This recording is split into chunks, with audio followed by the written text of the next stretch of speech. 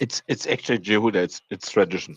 We had very much incompetent defense ministers in the Yeah. last, I think, at least 12 years. So maybe longer. Axel, is it longer? I think it's a long time ago that we had decent defense ministers. It's a very. I think Volker Rühe is probably the last one I can remember who made any sense. Yeah. It's hard. It's hard even saying those words. All right. CJ then Atrium. No, I mean, that's gigantic news then, Axel. That means that's that. The call is complete and it's in motion. Am I reading too much into this? No, I think you're absolutely correct. It is in motion and it is reasonably unstoppable. He's still fighting a rearguard battle, he, that being Wolfgang Schmidt, in support of Olaf Scholz. But I think this is in process. It's the question who breaks the next part of the dam. If the Brits are any good, and I think they are, they will test the water by means of saying, you know what, these chellies which we have, maybe we should just send a few, not just to Poland, but actually further east. Because then the last excuse is gone. Jessica Berlin made an interesting post. Remember Jessica, German-American, thinker. I called her a journalist when she was, I'm not technically a journalist, so I'm not going to call her a journalist, but she's great. Go check her out. A lot of fire and passion. And she made a tweet to the effect of, after you can't do this, this, and this, finally your allies pressure you. We all know it was going there. And I think the real question, and I suspect there are very good reasons, so let's not get mad at the Americans, but the real question is, why wasn't that call made in the summer, right? Why wasn't it? Like, it's a phone call. Give them the leopards. Go away, right? But it wasn't made. So hopefully we see traction, right? Completely agreed. Should we go to a Trumper? Yeah, hi there, guys. I want to say, number one, I love the speaker panel going on right now. Hello. Thank you for all that love. I don't know what that was. There was something else coming in. Okay. My simple question for us lay people. I have seen that the Bradleys are coming. I have seen what's coming from France and what's coming from Germany. My confusion is when. I have seen some people say they're going to be there tomorrow. And I've seen others saying they're on their way. Can anybody clarify for me? Thank you. I don't know if we can totally clarify it. I think it's fair to say they've been trained on it. There's video documentary evidence of them on trains and planes and moving through Poland, presumably to Ukraine. The question is really not when they'll all get there or when some of them are there, but when will they be integrated into those battle groups that the Ukrainians are fielding and shook out to do a thing, right? That's a real question. And I don't know very much about Bradley's, except what I hear here from MriyaReport. Who, I don't know who was next. Was it George? Was it Phil? Bionata? Who knows? George. Yeah, hey, that goober, that defense minister, the clueless wonder there, what rubbed everybody even more raw was the fact that she made that, she videotaped it and released it when Ukraine was absolutely getting bombarded by the Russians that night. And that's what was like the straw that broke the camel's back, because she never even really mentioned anything. Yeah, I know. See, just from a political perspective, where are your staffers? It looks like you use an iPhone. It's windy. You can barely hear. It looks like a home video of mom and dad go to the Germany and take just a video on the side of the road. It was really unprofessional. It was pretty bizarre, if you ask me. And don't mean to crap on. And Judy goes to the Brandenburg Gate. Yeah, it was just a strange. It honestly looked like a blooper. Haha, here we are in front of Brandenburg Gate. Anyway, that's just my take on it. Phil. It was painful. It was painful. Absolutely painful. From a German perspective, if you watch it, we have a term in Germany. If you feel ashamed for someone, it's a third party. Fremdschämen. Exactly. It is so bad. It's just awful. Agreed. Phil, then CJ. Thanks, guys. Just tying it back to what Paulie was saying about training, could the announcement now on, the different IFVs, could that be tied in with, some special training have already taken place and been completed at one of the European sites for the IFVs in question?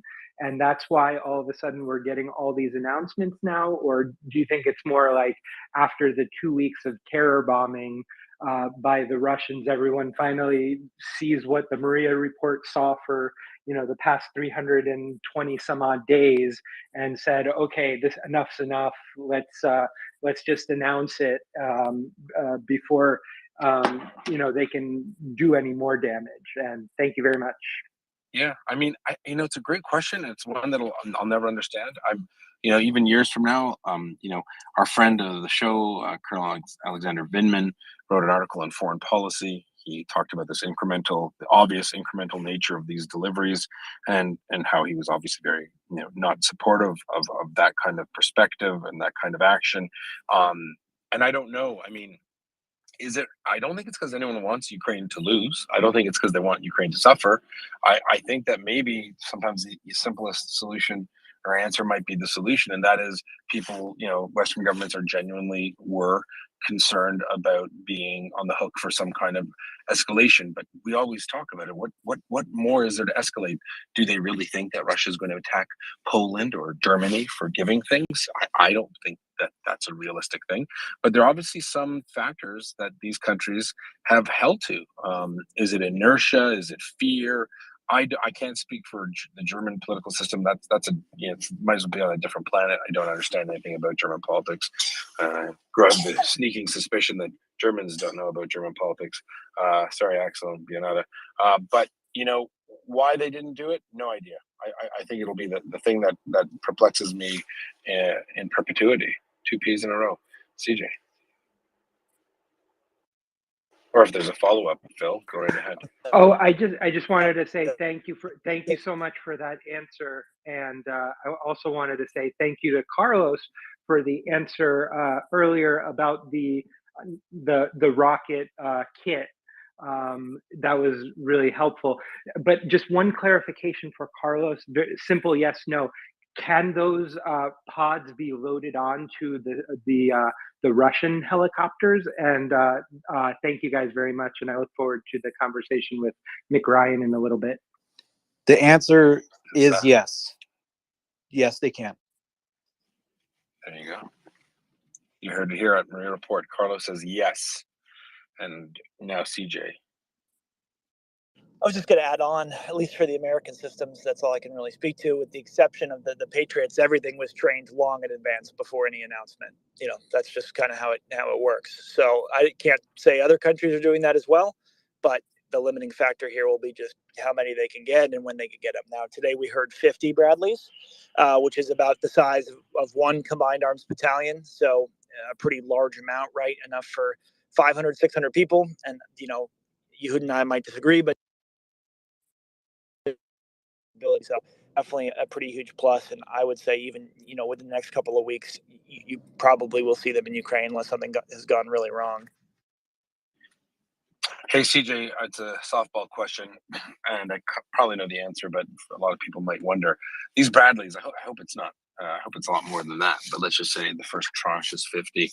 Do you think, if you were a Ukrainian commander, would you want 50 Bradleys in that battle group, or would you mix them up? Would you, because they're doing hybrid everything as it is, right? I'm sure it's a hodgepodge of different equipment, but don't you think for just sustainment, meaning the ability to repair and supply, that maybe they'd outfit, BGs or brigade groups or with just one type of kit, or do you think they'll mix them up just for ease of sustainment and enablers and the mechanics and all that jazz? Well, it also depends on the artillery, actually, depending on if there's any M109s around and how new they are. They share a lot of similar parts. So there's a chance that their maintenance issues could get easier if they mix them in with other systems that have been given. So I think 50 is it's a sizable amount to start, but if they know how many more are coming in the future, that would probably be key in deciding how to move forward. And what about, so like what I'm saying is, would you see a battle group with like 25 BMPs and 25 Bradleys, or would that just, do you see what I'm getting at? No, and that's why I'm saying it would depend how many more are coming, right? Because if it's going to be just these 50 for 6 months, you might want to keep them all in the same battalion to ease those problems you mentioned. Right. But if it was 50 more in Right. 2 months, then they could maybe cross train a whole brigade. So that way, within the end of the month or two, now you have a whole brigade's worth of people. So I think that's where it's going to come down to. Interesting. Why am I thinking 500? 500 Bradleys. Is that a crazy number? No, because the discussion was no. quite public about this. I know. I'm just saying, maybe there's 500 on the way. I don't know. CJ, sorry. No, the other thing, not trying to change perhaps people's minds on Germany. I mean, the biggest announcement of the day, in my opinion, is Germany pledging a Patriot missile battery. I mean, in the course of one day, Germany is giving $1 billion worth of military aid, their single, biggest aid package to date. This represents 20% of Ukraine's defense budget from last year. I mean, that's just a gigantic contribution from Germany. Hopefully it was Axel and Bionada who influenced them just from this space. And I wouldn't be surprised. I wouldn't want to be a politician who has to face Axel or Bionada with their verbose, scathing criticisms and their You mean long German words. They would be at risk of laughing themselves to death? That's still a threat, nonetheless. I mean, Olaf Scholz could unscrew his head by wobbling too much because of us. I mean, I can be annoying, but Excel has really the arguments. But I'm just taking the mic now, and just wanted to mention we have a kind of German Staffellauf. We call it in German a relay race. You have a thing and you run up to the next runner and you give it over to him, and this is what happens in German politics. So the former minister of defense, our dear friend Thomas de Maizière, he was a guy who loved the idea, who really loved the idea to censor the internet, and then his successor took over. You know her. He's she's now in the European Parliament. It's Frau von der Leyen, and she said, "Yeah, the internet should be censored. I take this," and she was from the family ministry. So you might be wondering, why does someone from the family ministry go into the defense ministry? I don't know either. I mean, Jehuda, are children's live with are you live with the kids? Are you at war? All right, I take this as a no. So yeah, some kind of funny. The now new Ministry of Defense was also before in the Ministry of Family Affairs and Social Things. So it's really funny how this works. But what I want to talk about again is the training, and there was training combined in Germany. That the mothers were already there, and around 5,000 Ukrainian soldiers already trained with the mother.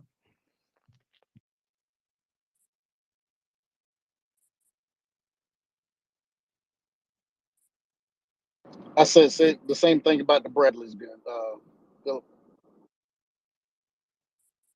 So my conclusion is this was a thing which was an option. You could maybe send them, you could maybe not send them, but they had them there. And we lost Yehuda. All right, we still have Excel colors, Daryl, Phil, and Paulie, and everyone. Very nice. So CJ, what do you think? You were in Grafenwöhr already, if I remember correctly. You were in Rammstein already. Maybe you were even in the Korbitz-Settlinger Heide, which is really close to me, and where I was, and actually saw Nasleov Part 2 in his nice outfit. with outfit, I mean the kind of laser targeting system for training simulations. CJ, what do you think? Was they already training? I would be shocked if they weren't, right? Because as I've talked to my friends that trained Ukrainians on HIMARS, they had a lot of downtime built in, which again, some of that downtime was used to speed up the course. So they finished it much faster than anticipated, but they also had time to train on other things if they were just stuck there. So, I don't have any idea exactly what they did, but I would be shocked if they, based on what I know about Ukrainians, that they didn't make the most of their time. CJ, yeah. if I remember correctly, it was mentioned that these kinds of trainings weren't basic trainings. These were advanced trainings for soldiers to learn advanced kind of warfare. In England, yes. The only other thing I would add that was announced today that was extremely relevant is in the DoD press briefing, so the U.S. Department of Defense, it was announced that there have been continually groups of 500 Ukrainian servicemen and women training in combined arms maneuvers. Now, the U.S. until Bradleys and perhaps maybe M113s, they would have to be training on Bradleys pretty much to make that statement true. So it means that basically retroactively it has been happened, and they confirmed it today. And not only that, but they promised in the near future or future that training would increase to a templated 2,500 people that the U.S. specifically is training on these systems. So this is why, especially when they were asked about Abrams today, that future might be closer than we think. So you would suggest all these systems which were announced now will be time featured relatively closely to the battlefield and not will be released in like 3, 4, 5 months, but in the next weeks. No, because you're exactly right. So no, because it won't take that long, because these countries with all the Ramstein conferences are very tied into the strategic objectives of Ukraine and when they want to go on the offensive, when they want to go in the defensive. And Ukraine's made it pretty obvious that they want to go on a full-fledged offensive in the spring. So having this happen now and having them delivered before then and already having been trained would nest nicely in that concept. So again, it's really encouraging across the board today. And the other thing I would just briefly add before I have to step out and take a call is Bionade with the laser targeting. So people said this was breaking news. However, it was, I think, implied. But for the Bradleys, of course, they're going to be outfitted with a large amount of tow missiles, with multiple for each, of course, and basically hundreds of thousands of rounds of ammunition for the main gun there. So that was, in my mind, implied, but I guess perhaps people really didn't put the math together, which is these tow missiles, in certain, if not a lot of cases, can outrange Russian tanks. How many per So- Bradley? Just One CJ, second. How many per Bradley? The tows. I don't know how many they can store in one, but that would be, I would just be cramming them in the back at that point. No, okay, thanks. Go ahead, Bionada. I think it's Thank got a you. six. I think it's got a rack for 6 inside. It's got a rack for sale. Okay, so I know these like I've seen other platforms have 2 launchers that are hidden. Like what is it? The the Nammer.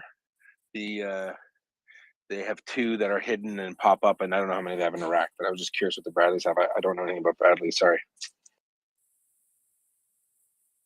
Hey, really quick, Yehuda, it's 2 in the launcher and 4 in the Bradley, 6 in total. Okay, that's cool. Are the 2 in the launchers, are they exposed, or do they, or is there a pop up?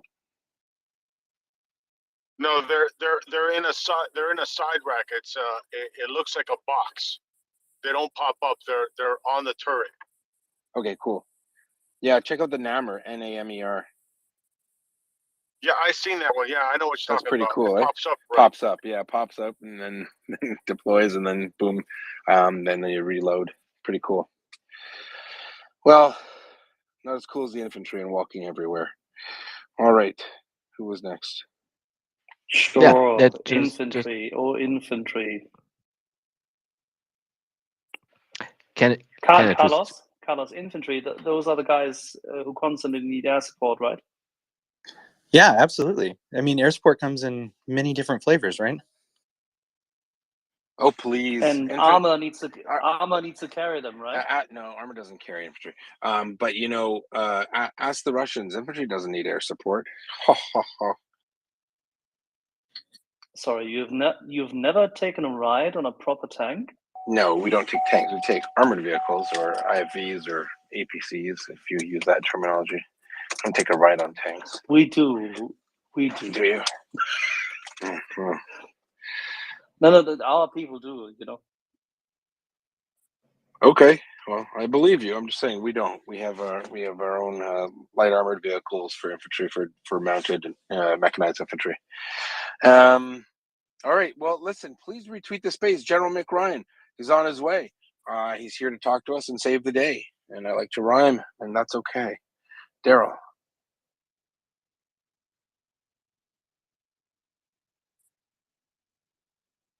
Guys, I will just quickly interdict. Can these laser targeting devices put on a drone? What kind of abilities do they have? I do not know. But hold on, Daryl. Daryl was trying to get in there, Bionata. So there are a lot of hands up. So do you want to go? George knows the answer to that. I don't know. Daryl's down. So George, do you know the answer to Bionata's question? You would think it would be able to be put on there, but I'm not 100% sure. Not at all. That's not what I was up. I was not up to answer that question. But go ahead. Ask. I don't. Take the next I answer. don't. Yeah, I don't know. Bionata, I do not know. So let's go in order of hands now. Who do we have next, Axel?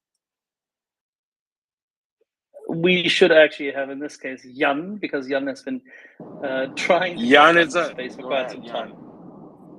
Thank you very much. Nice to be back. I think it was 2 months after the start of the war I came on first. So nice to be back. I did some study time. I ask about ammunition types. Now that we have a lot of systems coming to Ukraine and a lot of new ammunition types, a lot of new NATO munition types. Is there going to be logistical challenges for Ukraine to sample the right ammunition, not only into Ukraine, but also to the front lines, and serve everything with the right ammunition?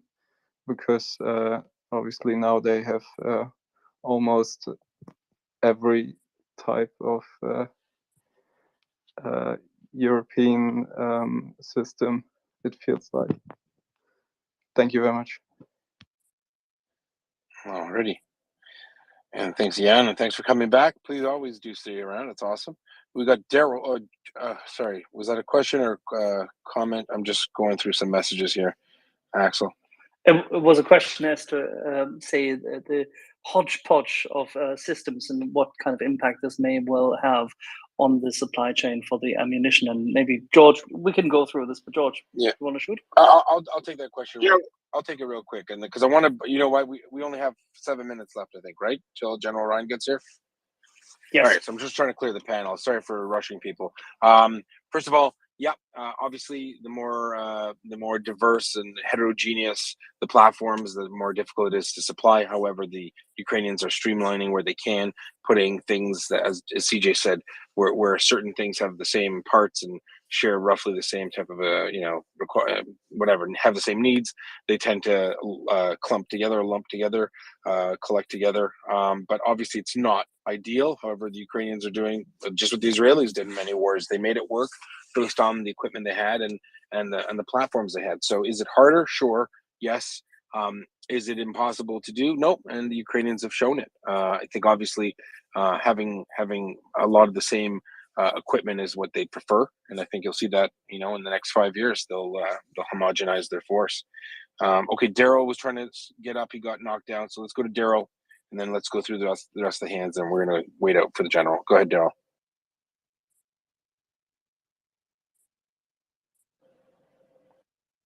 Oh boy, Daryl's got the Twitter pox.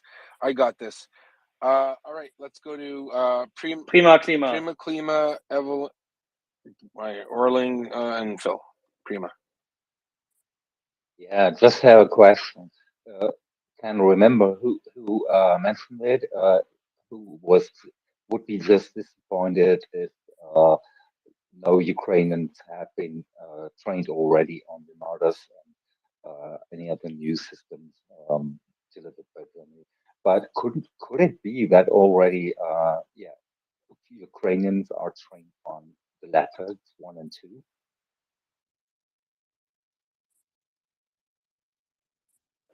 Axel? Yes, that could very well be. They certainly have seen the Leopard 1s and Leopard 2s in action when in Germany looking for artillery training, and they've seen them also whilst in Finland. I'm quite sure it wasn't just seeing, looking, touching, and caressing and carousing around. Yeah, so they're probably somewhat familiar. I think that's fair. Okay, Erlinga, go ahead. Hey guys, quick question. This was always my tank training wise, specific for tanks or even armored vehicles anyway, on these new incoming pieces by the Western. I've always how do they manage that training aspect? Because I can't imagine there must be such a huge urgency in defending as we speak on their lands with the experienced tankers versus like how would they divvy up? Do they train the experienced Ukrainians tankers, or do they also? And I'm sure they probably mix in with the new reserves, etc. I hope you guys understand the question. I'll step off. Yeah, no, I guess they're fourth generation. I mean, I would, if it was me, I don't know the exact answer. I think the common sense answer would be they would have some of their, their more seasoned tankers or whatever they're training on, the ones with the most experience in general. It's artillery. They're going to have their more seasoned ones learn it, and then they can disseminate down to their newer recruits back in Ukraine. When it comes to IT, individual training, basic training, obviously they're taking people off the street or people with some previous military experience. It's probably a mixture. However, I think that because it is an existential fight, that you're looking at getting their best and or whoever they can peel off those lines in the front to bring them back and say, okay, you're getting these new things and you need to learn how to use them. Having someone who's never been in a tank is probably not the person to put in there. Hope that makes sense. Okay, we have Phil coming up, and General Ryan should be with us shortly. In the meantime, we will then clean the panel a little out. So if you don't have a question further, please step down. And Phil, please.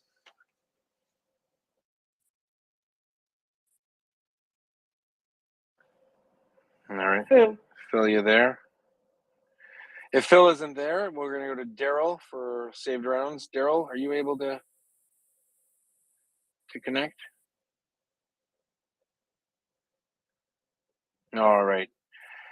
We'll try to get Phil, and we will not clean the panel. We will limit the panel for security and stability, and we will do so only to make it easier to speak to General McRyan. Sometimes when we have a lot of people in the panel, it does affect connectivity and the stability. So we will probably be limiting access to the speakers panel very shortly, and we're going to go to Phil for the last question before General Ryan. Go ahead, Phil. Thanks, guys. Sorry about the Twitter pox. I just had a quick question for Axel. The SPOG, the Gepard ammo and other units that are in discussion, they said that these units would be coming with ammo. I was wondering, do other people make the ammo besides the Swiss manufacturer, or did they get approval from the Swiss? No. These are separate manufacturing capacities. One of which is being built up in the north of Germany, in Lower Saxony, or the state of Lower Saxony. Another one is in Norway, that at the beginning had trouble with the ammunition itself. They couldn't get to the same level of, shall we say, efficacy, and they couldn't furnish the Gepard with test ammunition, which worked, but they overcame it. And in the meantime, there are sufficient supplementary stocks, so they'll tide themselves over up until summer. But there's hope that the South Koreans would be able to also furnish them with a batch and would be able to provide them with additional capacity in the meantime. Because the Germans will seemingly buy another 30 of those Gepards, which are currently owned by a Belgian private operator. And if they come into play and the Ukrainians use them as heavily as they do with the existing ones, then they need more ammunition.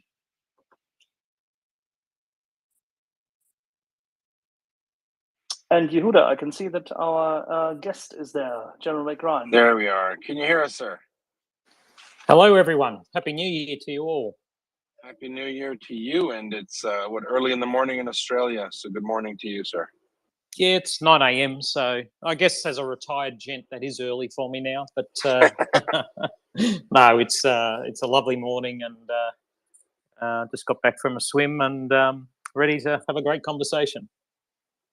Excellent. Well, thank you. Listen, we've had a lot, especially in the last couple of days, to talk about some of the stuff that we were talking about today. Had to do with Bradleys. It had to do with martyrs, maybe some challengers, maybe some leopards threats. That's on the military front. On the geopolitical front, we've heard of strange requests or demands for a ceasefire for Orthodox Christian Christmas, which is a little rich, if you ask me. It's a lot rich. And just one point that I'd love to get your take on was a statement made by President Erdogan of Turkey before the release of the so-called Christmas truce, where he just randomly said, I think it's time for a unilateral ceasefire, didn't mention on whose side, and negotiations for peace, just and fair peace. I thought it was a strange comment because I read that before the TASS article came out about the Putin's ceasefire.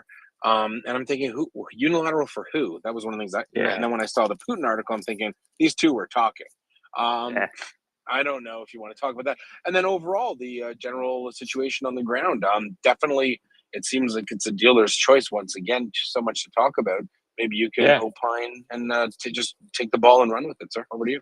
Yeah, sure. Why don't we take it in reverse order? Start from the Erdogan comments about a just and fair peace. I totally agree with him. There should be a just and fair peace. And that just and fair peace should align with the 10 points that President Zelensky outlined at the G20 meeting, full stop. That's what a just and fair peace looks like. And I think there would be very few listeners who would disagree with that. But a just and fair peace that involves Putin and the band of criminals that he surrounded himself getting away scot-free is not a just and fair peace. So what about the start of that statement where he said where was he coming?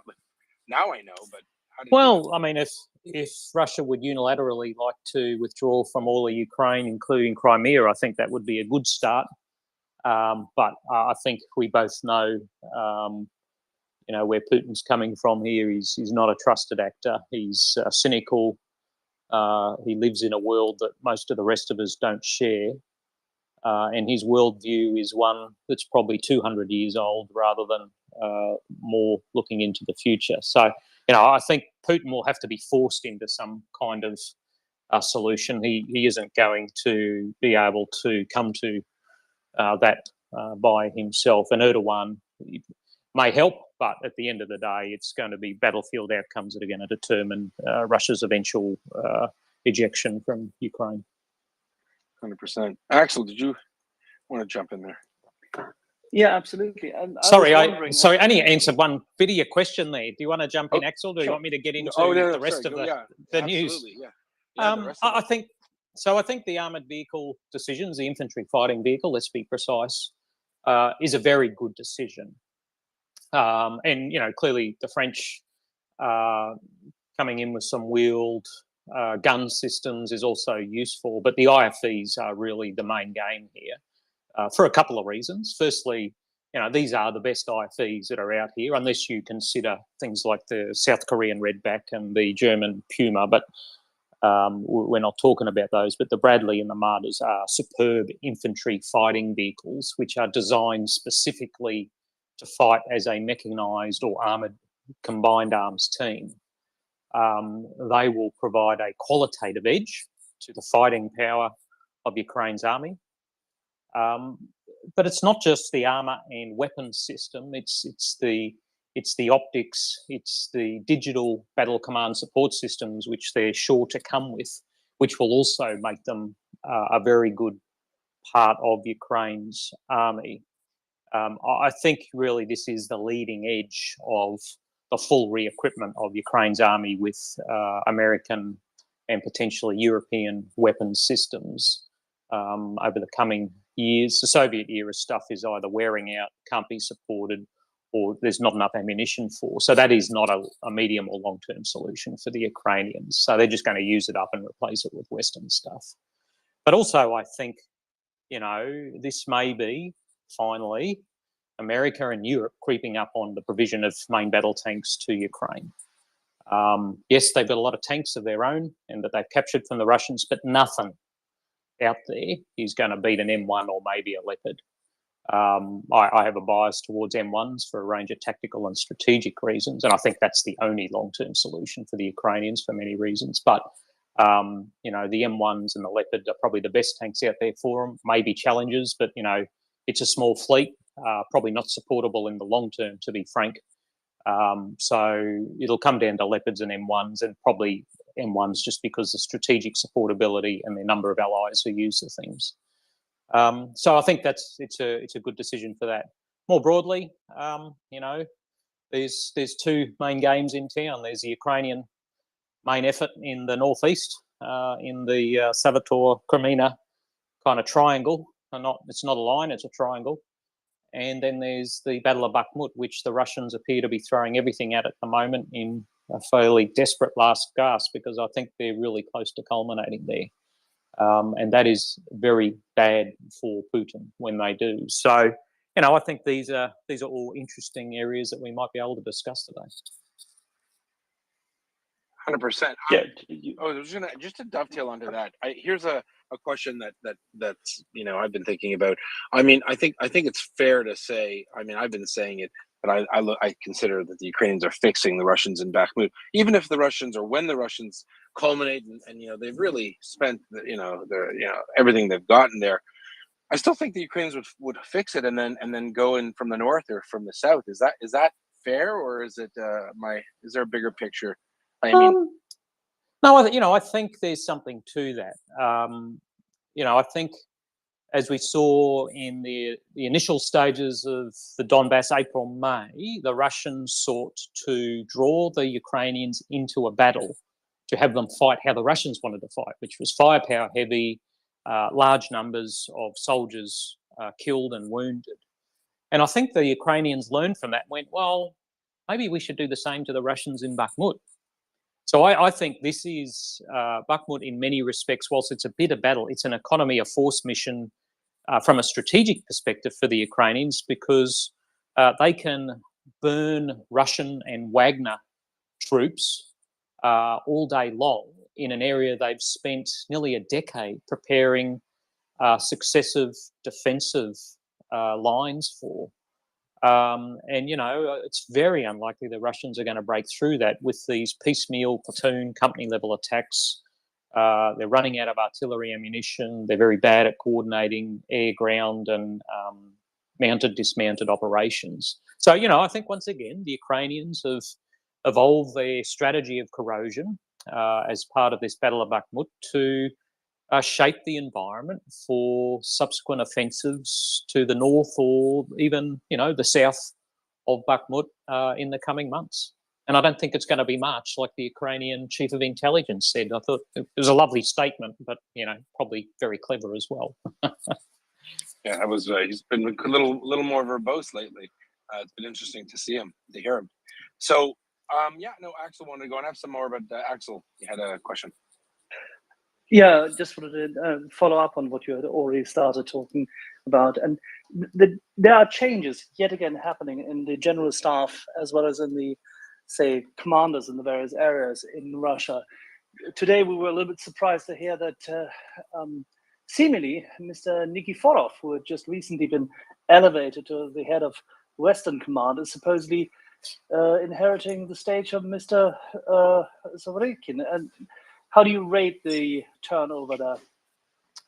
Well, obviously, we need to verify that. To start off with, you just you never quite know what's going on with these changes in command, whether they really are changes in command or whether we're just misreading what we're seeing, how the Russians are doing things. So I'll kind of hold my breath on whether that's a fact or not just yet. I'm sure it'll be verified one way or the other. But, you know, for Putin to change out Surovikin this quickly, I mean, he was only appointed in October, right? Says that he, one, is desperate. I mean, it would be an act of desperate if indeed he was to change him out.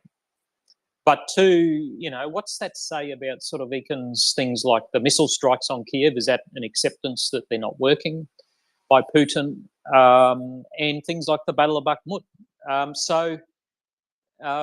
You know, I'll assume that this might be happening, and why is that happening is really interesting. I mean, it's always hard to understand the Russians, frankly. I mean, Churchill had a great saying about that. So, you know, I'll hold my fire on whether it's actually happening. But boy, if he changed that sort of Ekin, that really says something about Putin probably being desperate. Well, does it not also, I mean, if you were to look just empirically at Western donations, gifts in air defense, and now Bradley's, in light of their attacks on Kiev, it's clearly shown that it didn't work, right? So I wouldn't be surprised. He's probably elicited the exact opposite response. There's greater resolve on behalf of the Ukrainians. Here's a question. Which is the story of this war, right?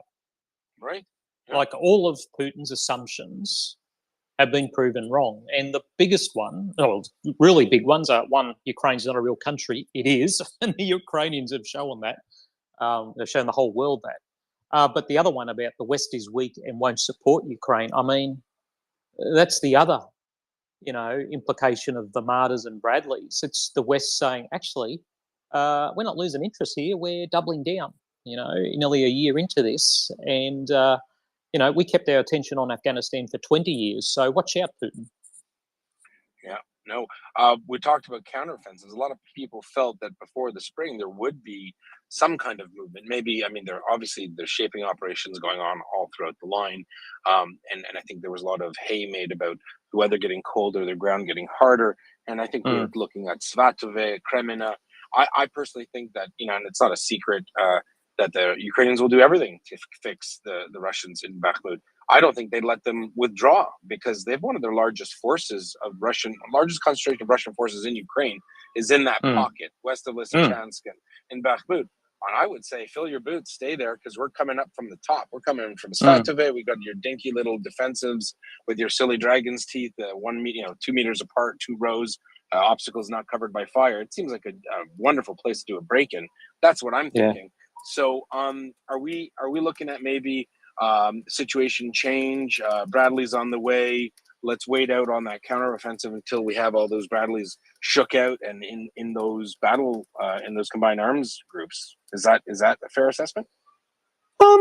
You know, one of the things I have refused to do throughout this war is predict times. Yeah, and I've been very clear on why that is. But you know, you don't have to be a strategic genius to see that Ukraine is going to undertake offensives in 2023 to take back its territory. The president has been very clear for a long time on this. Zaluzny has been very clear on this for a very long time. We can speculate about the best place and location for those things. And, you know, I can think of half a dozen useful axes of advance for the Ukrainians, but all of them have strengths and weaknesses, of course. So we're going to see offensives. When we see them will be when the Ukrainians think is the best time, where the most opportunity potentially awaits. And the other thing with offensives too is not all of them are going to work.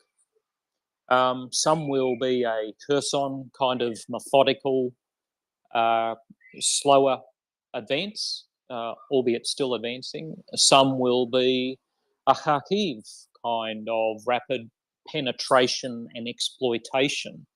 And some will be a mix of the two. They'll be pulsing and slowing down. So I think, you know, when I see these breathless reports in the news media about this is the next offensive, or this is when it'll happen, or these kind of things. It's like, these are the reports of people who actually are looking for a headline but don't really understand war or ground operations. You all do. So you appreciate what I'm saying about not predicting times. But, it's going to be hard for the Ukrainians, regardless, because they're still going to be advancing into well-prepared and sighted tactical and operational defensive regimes that the Russians have established.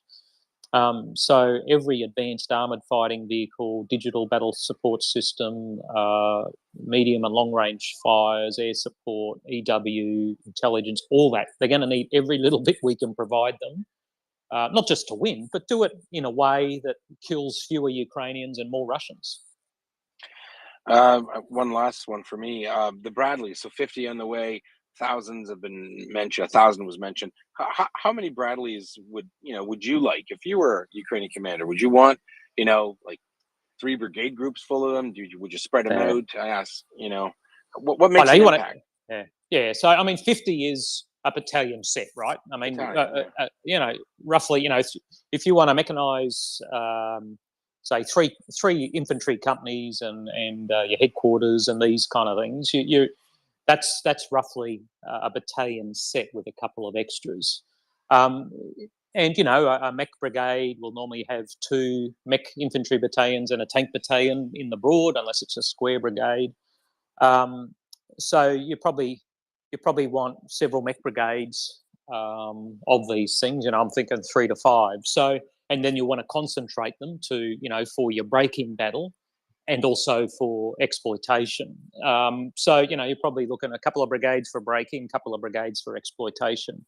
So, I'd think 3 to 5 brigade sets worth of Bradleys would be useful. And then, you need attrition stocks and your stocks that'll be part of your strategic logistics pool, so you can swap out vehicles as they need replacement or repair. So, you add all that together, you're probably talking, if you're talking 5, 6 brigade sets, that's 12 battalion sets. You're talking 5 to 700 Bradleys probably. Wow. And that shouldn't surprise us. How many did the U.S. Army build for operations in Europe during the Cold War? It's way more than that. Right. And do you think I know if you can touch on it, a lot of Germans and Europeans have been on today. They've been saying, is this the trickle that'll lead to a flood? Will this be the door opening for those leopards? What are the Germans doing?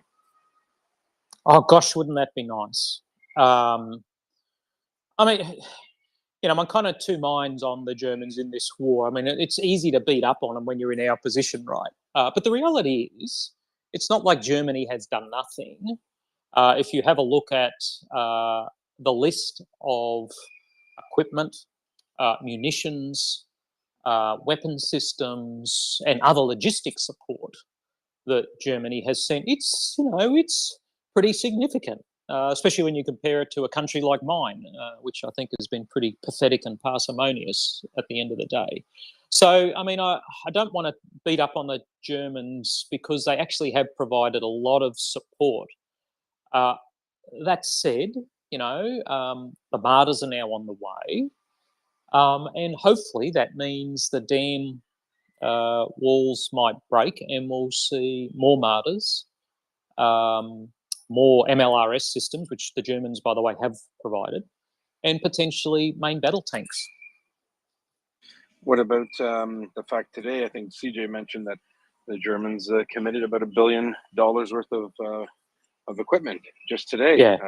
Patriots, all sorts of stuff. Right? Patriot batteries $1 billion. So, I think it's easy to beat up on the Germans, but I don't think it's entirely fair. And I think they're having to go through a very significant political realignment of what their world looks like. The world they thought they knew just doesn't exist. The world where they could rely on cheap Russian energy no longer exists for them. The world where they could have a relationship with China unfettered by political concerns does not exist. So, it's not like Poland that's just been far more realistic about both Germany and Russia over the last couple of decades. Germany's going through a significant political shift. So, I can understand the tensions in their polity, but I think, despite the fact they haven't given tanks, we should also be appreciative of the huge amount of support they've already provided. And remember, it's a transshipment area. There's a whole lot of stuff that goes on in Germany. And maybe we should focus on other countries that have not provided their fair share of equipment. I would add Australia into that. But, countries like Israel, I think, can do far more and have chosen not to. Fair enough. All right. Well, what we would like, and I'm quite sure that Bibi, if I may call him that way, is quite aching to allow, is the spike. If we could mount the spike on the Marder, that would probably make it a significantly more effective anti-tank killer as well. Absolutely. Maybe we get lucky. Yeah. No, the Spike is a very good anti-tank weapon. I mean, the Australian Army's bought it for its armoured cavalry vehicles and for its IFVs. I mean, there's always challenges with mounting anti-tank weapons on the turrets of IFVs and those kind of things. But boy, it gives you a much longer reach and a much greater killing power than a normal IFV with, say, a 25 or 30 millimeter gun on it.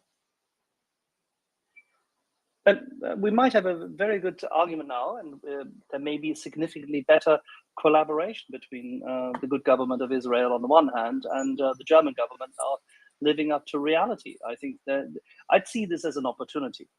No, I think that's how we should be playing it. I think, and this has been Ukraine's challenge all the way through, right? Where it thinks countries aren't providing enough, but also accepting that if further engagement happens, they might. So don't criticise too much. Try to cajole. Try to incentivise. And I think Germany and Israel actually have a pretty robust defence relationship. I mean, Germany's provided a lot of equipment to Israel over the years, including, submarines, including, I think they gave Israel a submarine for free at one point. So there's a relationship there, and boy, it'd be nice if that could be utilised. But then again, the US has a relationship with Israel that's very, very close as well, and that hasn't helped in getting Israel to provide additional support to Ukraine, like Iron Dome or other anti-rocket defences. So, yeah, I mean, the Israelis are interesting at the moment. The orientation of their government certainly changed with the new administration. They're certainly more worried about Iran and Russia's support in that. I don't think that strategy has worked for them, so they're going to have to come up with a new one. But no, I think the long and short is there's a lot of countries that can do more here. I share their worry about Iran. So, but when it comes, we get that a lot, actually. I usually debunk or do my best to debunk. The Iron Dome, I mean, Israel's 25,000 square kilometers. Its Iron Dome covers about 10 to 12,000 square kilometers. If Israel was to give every air defense platform it had and leave it completely naked to Hamas, Hezbollah rockets, it would only cover 1/3 of Kyiv Oblast. So when we keep talking about it, why do we keep talking about the Iron Dome? I mean, it can do good for sure, but there is, out of all the countries that are giving things to Ukraine, there's actually only one that's actually in a state of war with two of its neighbors and under constant threat from terror groups with lots of rockets. Why do you think the world's so interested in what Israel gives? I mean, shouldn't why doesn't the United States give the Iron Dome, or because they own? That is an entirely reasonable point. And you remember, Iron Dome is just one of several layers of air defences the Israelis have, right? So there's multiple layers here. But I think the reason why people look at it, and I use it as an exemplar, is because it's proven itself to work. And people in these kind of circumstances reach for things that work. So I think it's reasonable that people use it as an exemplar of the kind of things that we might be able to provide to Ukraine. But I also accept the point that Israel is permanently under threat from terrorist and other threats. But remember, a couple of its neighbours, Iran included, have actually sworn to erase Israel off the map. they are permanently under threat of national destruction and genocide from some of their neighbours. So no, I do agree that they need to look after their own defences first, because there's not too many countries in the world. Israel and Ukraine are probably in a very small club at the moment who are under threat from national extinction from neighbours that have vowed to do that. Yeah, it's funny. We've had a few now. We've had a few Israeli Ukrainians come on recently, and it's actually been a really amazing conversation. Basically, we've gleaned there's about 1,500 Israelis fighting in Ukrainian units. About 2,500 others doing SIGINT stuff in the rear Esh there. And kudos to them. And it's interesting because we don't see them in the Foreign Legion. And I asked the one guy, Nuclear 11. I said, why, and it's a good, I kind of knew the answer, but for the audience, he said, well, we speak the language. We're interoperable. We can go into these units. And in fact, in some cases, they let us form our own units. Now, what's interesting is this. It's actually illegal for Israeli citizens to fight in other countries' armies. However, they've been rotating these troops, these 5,000 soldiers have been going in and out. They're reservists. They're 30 years old. They served for 5 years in the early 20s. So they know soldiering. They know soldiering, right? And they've had experience. They were in Lebanon. They were in all sorts of things. But it's funny, they don't even ask them when they get to the border. They don't even ask. They say, "Where'd you go? Ukraine? Okay, bye." So in a way, that's kind of, I think that says something about the Israeli government's kind of tacit approval of sticking it to the Russians without paying the political price of it. You see what I'm saying? I think that's very true. There are different ways you can support. You can cast a blind eye on current things. This is why it's difficult for like President Zelensky. He knows he would like more from certain countries, but he also knows that he might get stuff from them down the track, or he knows that a country that doesn't provide lots of military assistance now may provide billions in reconstruction funds down the track. And there's this really careful line to walk when you'll say Zelensky or someone like this when you're looking at foreign assistance. I think the spike, to criticize, if I was going to say something about Israel, I'd say the spike in some of their drones are things that the Ukrainians could really use. And I'm not sure it would matter if the Israelis gave them or not. What do you think about the spike and the drone capabilities? Spike's a very good missile. A lot of countries use it for good reason. It could only help. And remember, there's a lot of other similar munitions where stocks are very low and will take some time to replace. So you would be ensuring a continuous supply of precision anti-tank weapons without having to compromise, say, stocks of Javelin or something like that. So, the more you can provide the Ukrainians to win, the more you can provide them to kill more Russians and less Ukrainians, that's all good. So why would the Israelis, like, just to be devil's advocate, what's with this? What are they afraid? Someone's gonna capture the spike and reverse engineer it and give it to China. Why do you think that's? Because it seems like that's a low hanging fruit to give to the Ukrainians. It's got a 7-8 kilometer, doesn't need line of sight, doesn't have to be anywhere near the Russian position. Could we criticize Israel for not giving the spike at least? Oh, yeah, I guess you could if you want. Sometimes countries just take these positions, and it's not always clear why they make these decisions in party rooms. For me, a similar example is during the Vietnam War, Australia couldn't use its 84mm Carl Gustavs because the Swedish wouldn't provide us with ammunition because they didn't agree with the Vietnam War. Now, I have no doubt that cost us in certain circumstances, but that was a hard line they had. And I have no doubt that this is probably a similar. They've just taken a position, and part of that position is not providing certain weapons systems to the Ukrainians, unfortunately. Axel, great points. Yeah, I was just about to add to this.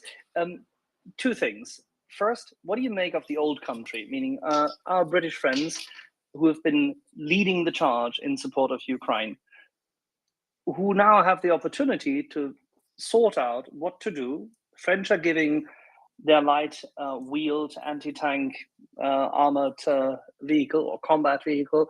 The Germans are now finally giving Marder's. This morning, early on, the leader of the German SPD party, the party of Olaf Scholz, and a notable leftist, said on public television that the party is now discussing specifically to allow Leopard 2s to be given to Ukraine, whether that is the industry, the release of existing German tanks, or allowing others, meaning third parties, to export. That was not clear in what she stated. She's a politician. She's not a military expert. Doesn't matter. But this shows an openness. Now everything is moving a little.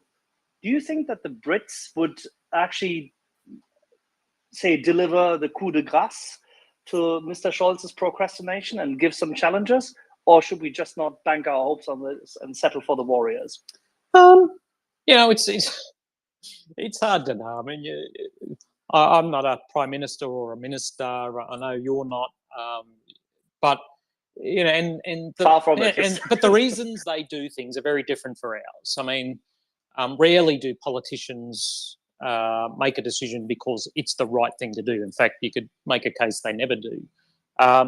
And that's not being cynical. It's just politics. But in the British polity at the moment, you have a new prime minister who, whilst he supports Ukraine, is probably not as effusive in his support of the war and Zelensky as, say, Boris Johnson was. I'd be surprised if the British gave main battle tanks, but I would be delighted nonetheless. I mean, the problem with the Challenger is they weren't made in large numbers.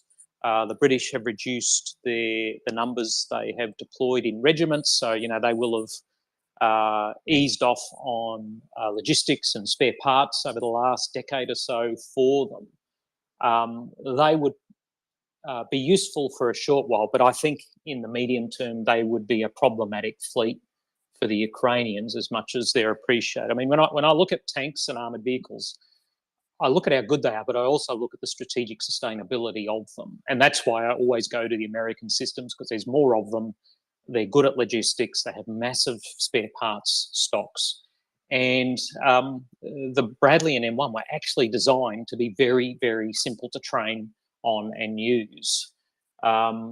So whilst the Challenger might be useful and the Leopard would be great, I think American kit sets, as the Polish have realised, may be the way of the future for them, unless there's a black swan in there and the Korean K2 and KIFV become a contender down the track.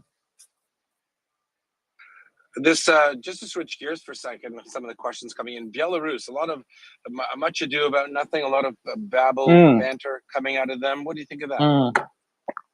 Fascinating, isn't it? I think whilst the Russians are trying to project this as a potential invasion route, I think it really is nothing more than an economy of force mission for them. I mean, I've seen analysts say, "Oh, here's a train full of tanks coming to Belarus, for the Russian reinvasion from the north." It's like, boy, that is pretty unsophisticated thinking. The end of the day, the Russians don't have the manpower to be mounting another massive invasion of Ukraine from Belarus. They don't have the firepower, they don't have the trained people, and mobilised troops are not trained in large collective organisations. The best they can do is hope to pin some Ukrainian units in the north. And even if they did try something, which is extraordinarily unlikely, they're going to do worse than what they did in their first invasion, because this time the Ukrainians are ready. So, I think Belarus is interesting. You have to keep your eye on it because of its proximity to the capital. But the reality is, I think that is a low probability event for 2023. Sounds about right. And what's his name there? Lukashenko recently talking about expanding its port access. And I thought that was funny. It only has river ports. I assume he means his rivers, but poor man, if only I told him. Yeah, that'd be like saying Australia's going to expand its pyramid construction capability. Yeah, very bizarre. I'll never understand that man. He's almost, if it wasn't an invasion and a genocide, it'd be comical. Ben's got his hand up for you. Thank you, Yoda. Good morning, Good morning. General. I've got a bit of a fanboy question. I'm so sorry. I absolutely loved your book, so I'm taking the opportunity to jump on it. Thank you. By the way, War Transformed, fantastic. Do read it.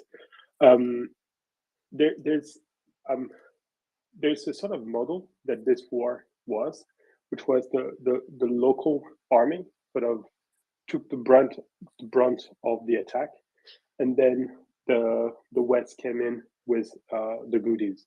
It's a massive simplification, but do you think there is a doctrine or a model to be developed there? So, for instance, the next time, I don't know, it's the next time Thailand or Morocco or any other country gets attacked, we just need to give them, force to hold back the enemy until the cavalry arrives, not in the shape of people, but in the shape of goods. And do you think that we're going towards a new form of defense at the international level? It's a great point.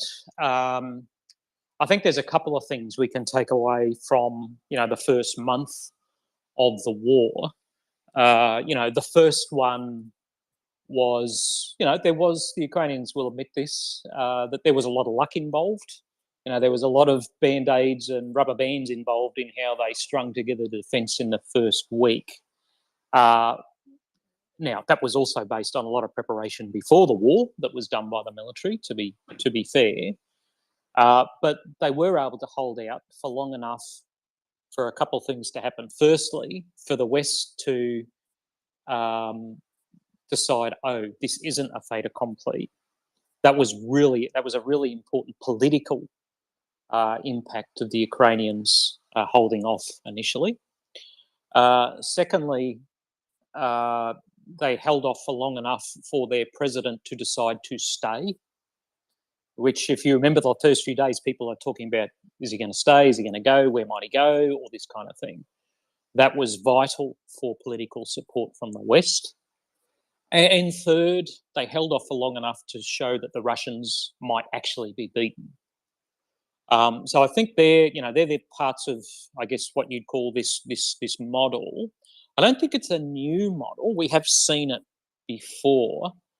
We saw it, say, in the invasion of France in 1940. The problem is the cavalry actually didn't come to help France.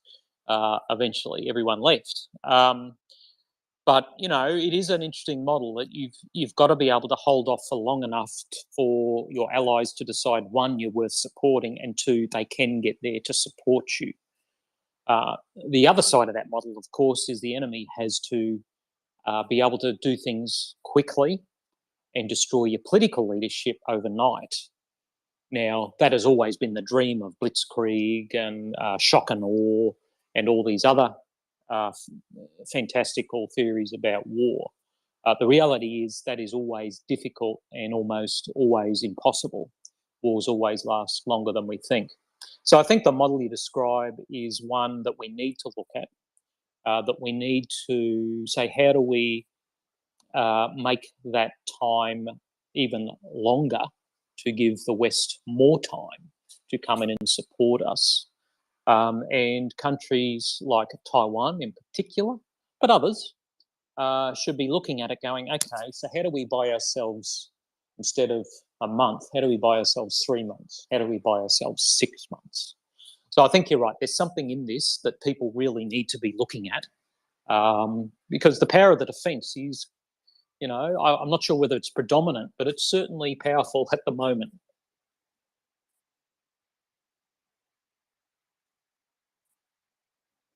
I hope that answers your question. Ben, yes. Ben, follow-up, Ben? Oh, he said yes. Hey, weird conversation from Budanov, head of military intelligence. I thought it was a strange conversation to have, just because you know where I'm going. When's the attack going to come? It's going to come in March. He also said that Putin's dying. He actually said he has cancer. Did you see that interview with him? Yeah, I mean, why even go there? I mean, it's true, right? Right. But you can say that we're all dying. So we are. As Ben Kenobi would say, it's true from a certain point of view. Yeah, I know It is interesting. I think, you know, it's a metaphor for saying, psyops. Putin's time is limited. You know, he can't hope to draw this out forever. Even his own people won't put up with this forever. I think it's more a metaphor for that rather than saying, yeah, he's physically dying and he'll be done in 6 months, as much as some people might hope for that outcome. He actually said to the interviewer that he suspects Putin, the war will be over before Putin dies. I thought it was just a strange psyop angle, but I don't know. Yeah, I mean, we all hope the war's going to be over soon and Ukraine wins. And whether that involves Putin dying or not, I actually don't care. I mean, the outcome we all want is a free and democratic Ukraine with no Russians on its soil, including Crimea. 100%.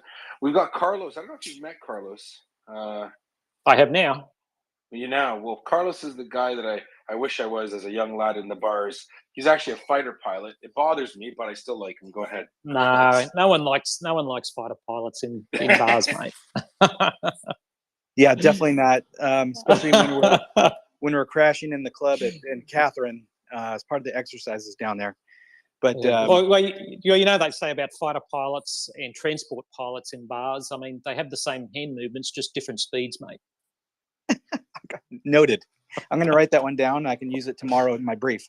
I actually have 2 questions for you, and I will, if you don't mind, I will have you answer the first one and then ask the second one. So I read your article. I don't remember the title, but a few notes that I took down about the U.S. industrial base, and I kind of want to leverage on this industrial scale warfare, which is, I think you quoted from the Rusi article.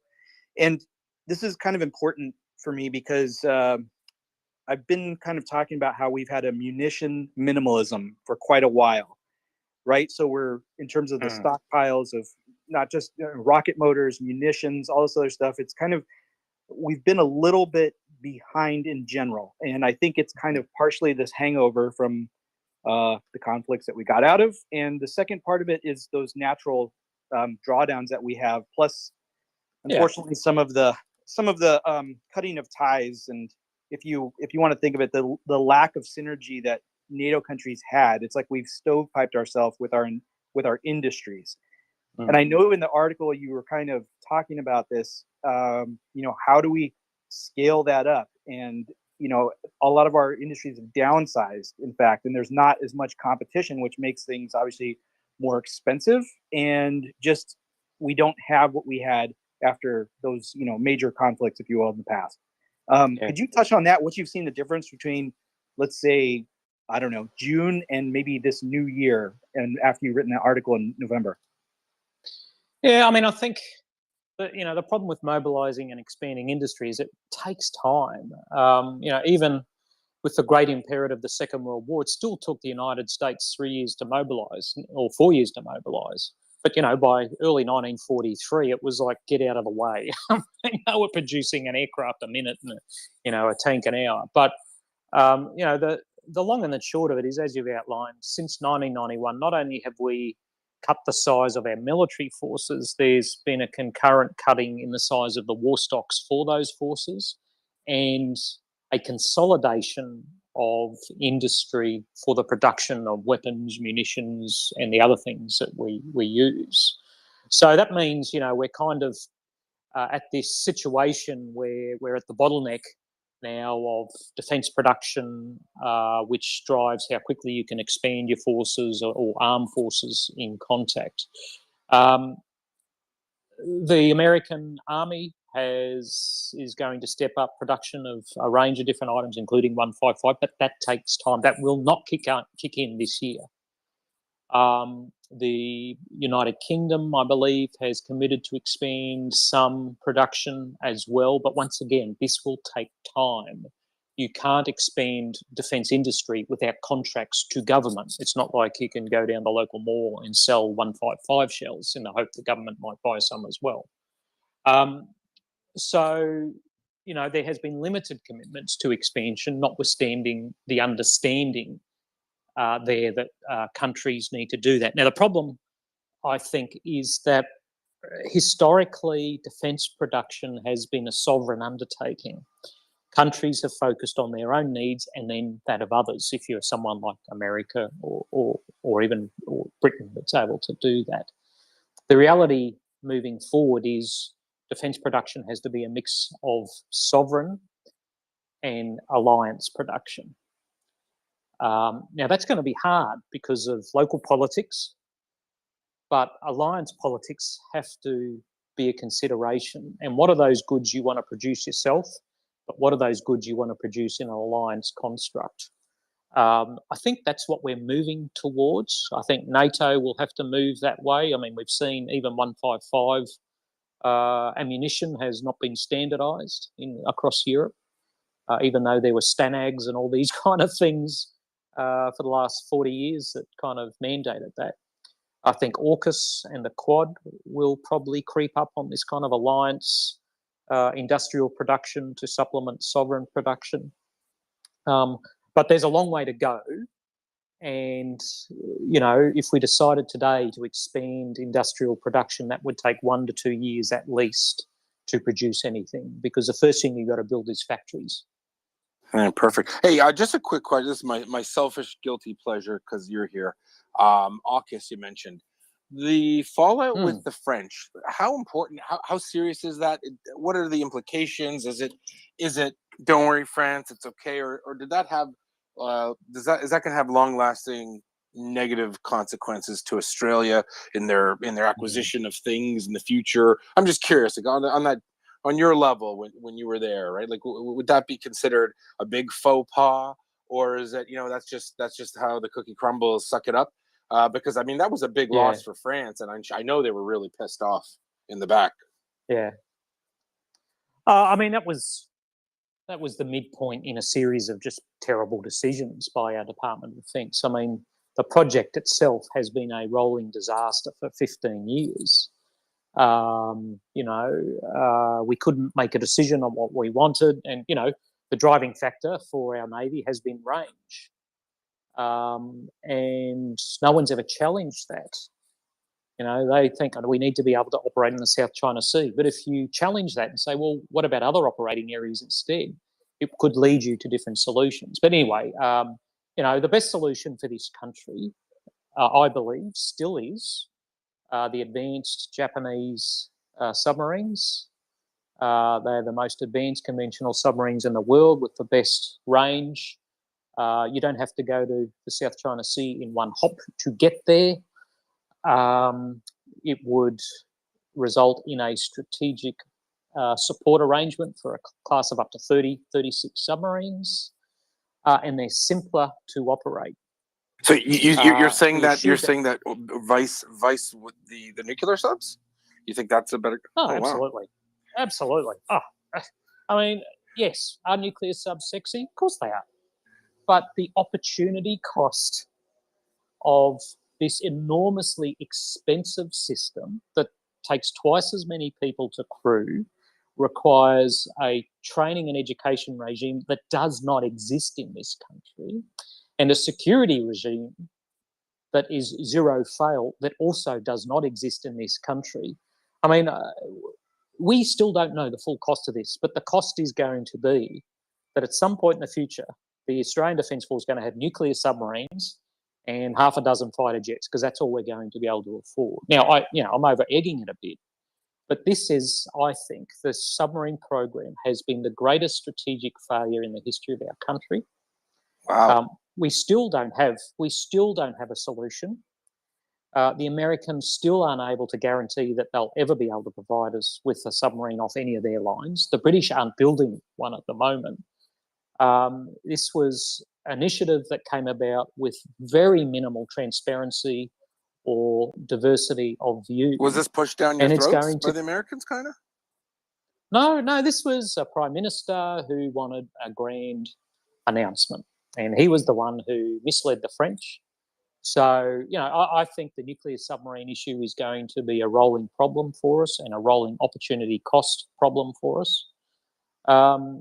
And I think the behaviour of our government over this will not just be papered over by Prime Minister Albanese and President Macron having a bit of a cuddle in front of the Elysee Palace last year.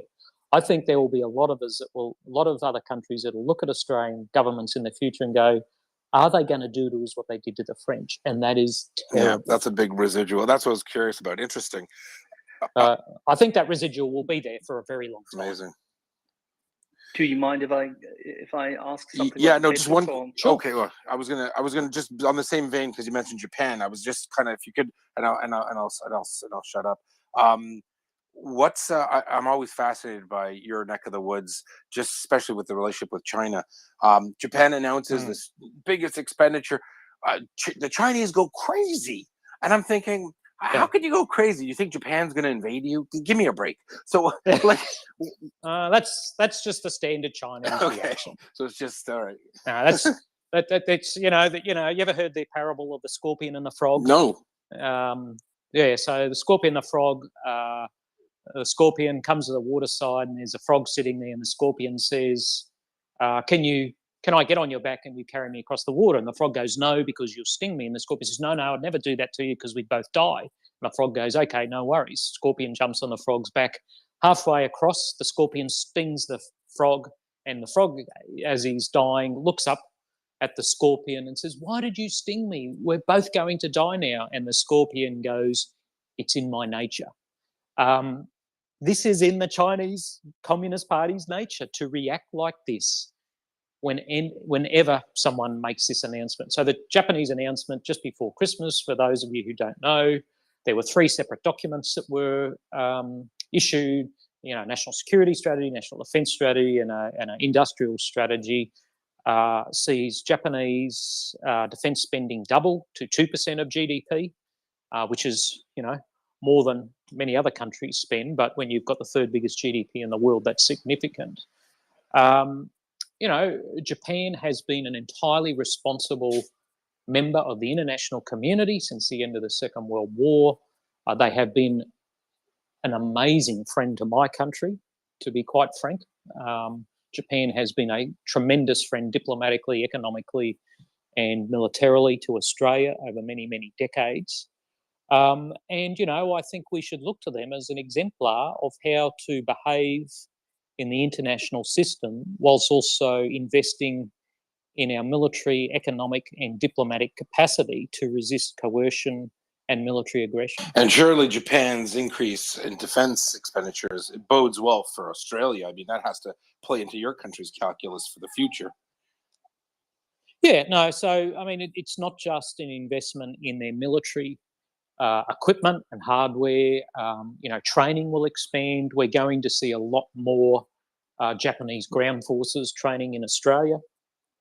For those who aren't aware, about 6-7 years ago, we signed a strategic agreement with Singapore, where Singapore is providing several $7 billion for us to expand some of our existing training areas, which, admittedly are pretty big. Some of them are bigger than Belgium. And develop other training areas in Northern Australia for joint use by Australia and Singapore. I can see the same thing happening with Japan for both ground and air training. There's areas where electronic warfare training can take place that you can't do in just about anywhere else in the world. Australia, US, Japan, naval activities will expand. So, this isn't just about expanding the size of the Japanese self-defense force. It's about expanding engagement with their key partners in the Indo-Pacific. Amazing. Okay, Axel had a question about Patriots. Then we're going to go to CJ, Daryl, and Carlos. Axel. Yeah, I think my question will be easily picked up and followed up by CJ and Carlos anyway, but just bringing this out there. I had a discussion earlier this afternoon with a couple of people about the Patriots. 2 Patriot systems in country, would they rather be suitable to be put to protect Odessa and Kyiv, given the fact that they have a certain amount of coverage against tactical ballistic missiles and cruise missiles, and therefore freeing up the Gepards, which are currently being deployed there. They've been taken back from the northeastern front line, where they've been supportive of the offensive. And if that's the case, that would free up more capability in, say, support of advances, which we would hope to be forthcoming. And 30 Gepards coming from Belgium, being upgraded. The Germans are buying them for about 19.5 million only, from a Belgian company, say updating them, fitting them out, kitting them out, and then giving them over to the Ukrainians. So another 30 Gepards, and that's pretty much it. Is that a suitable combination, or are people who assume this to be the case, are they wrong? No, I mean, you know, your Patriot is your apex predator in an air and missile defense system, right? And you use it against the top-of-the-line supersonic bombers, ballistic missiles that are the most challenging to intercept.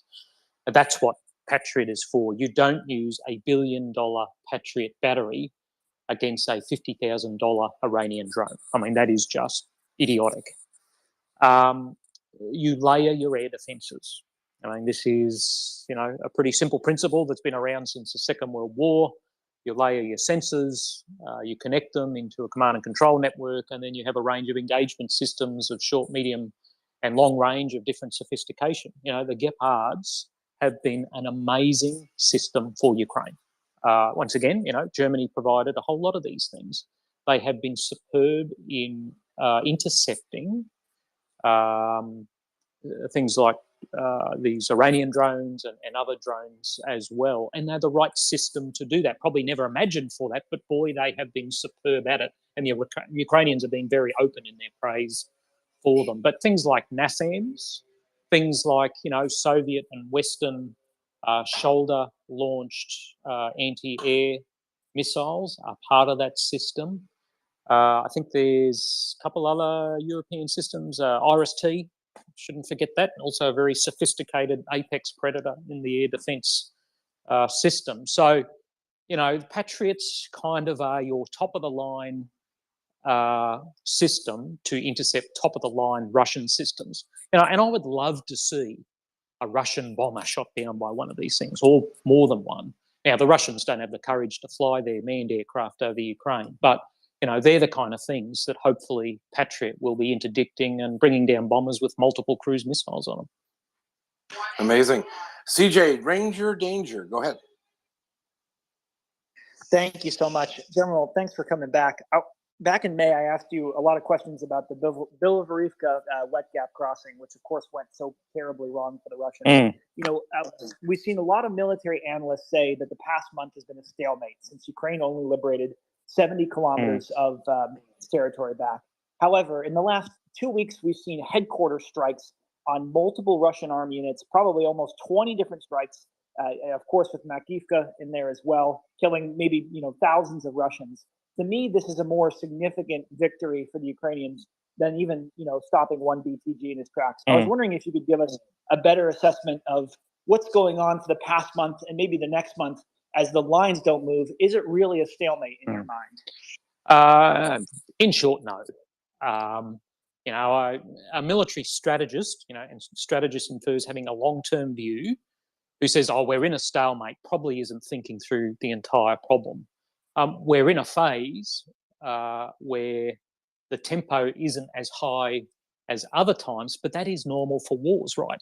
Anyone who understands war at its most basic level knows that you can't sustain high tempo operations forever. You have pulses and pauses, pulses and pauses. That's very different to a stalemate where nothing is moving. Things are moving. You know, the Russians are having an impact on Ukraine's infrastructure and electricity system, which is generating a response from the West, which is a flow in of even more equipment. Bakhmut is slowly moving to a conclusion, even if that is the Russians having to give up on it at some point. Crimea and that whole triangle, that is slowly moving forward in a very methodical way. But the problem we have is, you know, many journalists are impatient for a headline or a scoop when it's not a magnificent breakthrough battle and exploitation. It's a stalemate. That's the only two states they see in military operations, and we know that is just not the case. So what we're seeing at the moment is a transitionary period. It's a lower tempo period. There's still an enormous amount of things going on, and we can assume as military professionals or national security professionals in the background, there's a whole lot of training, there's a whole lot of rehearsing, there's a whole lot of planning going on, particularly on the Ukrainian side. There's a whole lot of movement of forces going on that we won't see deliberately, and we shouldn't speculate on because we don't want to breach OPSEC, getting ready for offensives when they identify the right opportunity. And to support that, there's an enormous amount of intelligence and tactical reconnaissance on the ground, and space-based intelligence and electronic warfare going on. So this, I think, amateurish view that we're in a stalemate is not supported by any of the evidence once you start digging into all the different aspects of a war that's at this point. And I'm enormously impressed, frankly, by the learning that the Ukrainians have demonstrated on the battlefield, but also strategically and in the information space during this war, and they continue to demonstrate. The Russians have done some learning, but clearly not enough. And, that adaptation battle that the two sides are engaged in is something the Russians are losing and losing badly at the moment. But back to your core point, are we at a stalemate? No, we're not. We're just at a lower tempo and transitionary period in the war where different things are happening than breakthrough battles and exploitations. And more importantly, you'd say that the Ukrainians are controlling that operational tempo at this point. That's a fair statement? It's a fact, I think. Ukrainians seized the initiative from the Russians September, October. The Russians lost momentum. They have not got it back.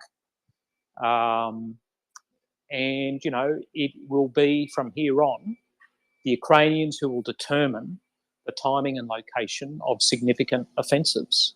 The Russians might try and pull something off, but they really have limited means to do that at the moment. All right. So how much time do you have? We still have a couple of questions. Do you mind? Let's go for another 15 minutes, mate. Okay, great. So listen, we're going to go to Daryl and Carlos. First, there's a question from the audience, and it might be a bit of a softball, but it's a good question. We get it a lot. Russia is constantly bombarding Ukrainian territory. I'm going to paraphrase it. What's to stop Ukraine from launching missiles into Russian territory? Do they have the capacity? And if not, why doesn't the West help them do that? So I think you know where that is. Yeah. I think it's a good question. Why shouldn't Ukraine, after everything that's happened to it, be allowed to hold Russian strategic targets at risk? Yeah, we saw it with Engels Air Force Base. We saw it already, no? Yeah, and we've seen it with the Kerch Bridge. If Russia can launch bombers and cruise missiles by the dozens to destroy Ukrainian cities, kill, torture, rape, maim citizens, why shouldn't Ukraine be allowed to hold Russian bases, strategic bases, at risk? The long and the short of it is, it should be able to hold it at risk. Sorry, I was just distracted for a sec there. I was watching a dolphin out on the water. They should be able to have the means, out to 1,000 or 2,000 kilometres to hold Russian bases at risk, which then changes the Russian calculus for logistic support, for missile and air attacks against their country. We should be able to give them the means for that. No one's suggesting giving them nuclear weapons or attacking Moscow or advancing into Russia, but they should be able to attack the principal strategic enablers that the Russians are using to support their operations in Ukraine. Perfect. All right, Daryl and Carlos. Good evening, Journal. My question is a question of profile. We know that at the beginning of this war, can you hear me? Yep, go ahead, Daryl. Okay. We know that at the beginning of this war, Zelensky himself surprised many people by staying in country. Okay. My question deals with Zelensky. He, prior to the war actually kicking off this year, he was basically managing a defense. And with that, you really do not know his offensive strategy. And I'm just wondering if his the rest of the world or the allies was the giving of weapons and support based anywhere on looking at his abilities in his defense and his offensive strategies, to make sure that he was not getting above his skis with too much at one time, and not being able to actually fulfill the goals that he set out to do. And because it's like a football coach. We got to judge the coach by what he does on the field. And I'm just wondering, did that play do you think that played into any of the aid that's been given? Seeing what he does with this, so that if he does well, we can give more because he's been successful at it. Yeah. We don't know where he's had to.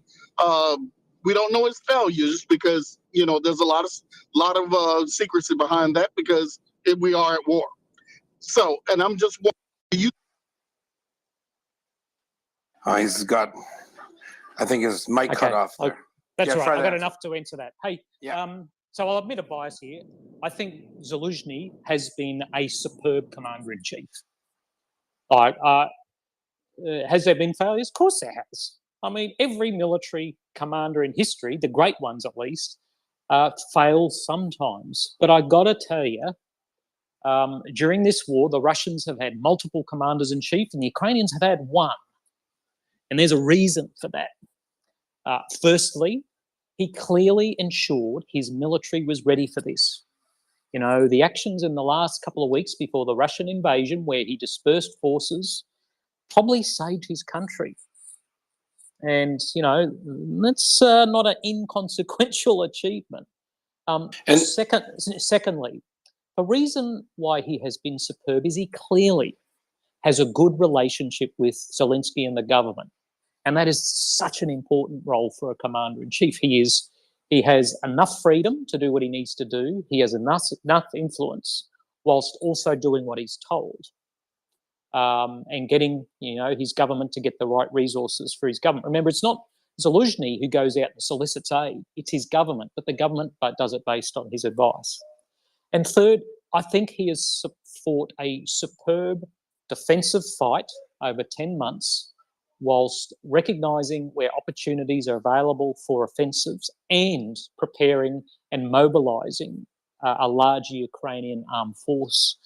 I think we'll be studying Zelensky and Zaluzhny both as individual leaders and as a team for a very long time to come. Now, the other part of the question was, has there been backseat driving that's kind of impacted on that? Yes, there has. I think there has been an enormous amount of Western arrogance, particularly in the military, saying, I don't think the Ukrainians can do this, or, it's unlikely they'll be able to do this, or this is going to be really hard, or, there's no way they can be able to use HIMARS effectively without 6 months training. And every time the Ukrainians have proven them wrong. So the way I look at it now is, I reckon we should defer to the Ukrainians. Maybe we got more to learn from Zaluzhny and all his subordinates than they have from us at this point in time. And I got to tell you, if anyone's going to win this war, it's them, not us, even though we're helping them. It's a great question. It dovetails into the relationship between Zelensky and Zaluzhny. I think a lot of it is predicated on the fact that Zelensky probably stays in his wheelhouse, not being in the military. I think he's self-aware enough to know that I need to give. I bet you they have O groups where he's like, "What do you need? Let me get it." Does that sound right? Yeah, but I also, I've got other insights that, certain activities have happened because Zelensky said, no, I need you to do this. You may not be 100% prepared, but I need you to do it now because there's a political imperative. And that is right too. Right.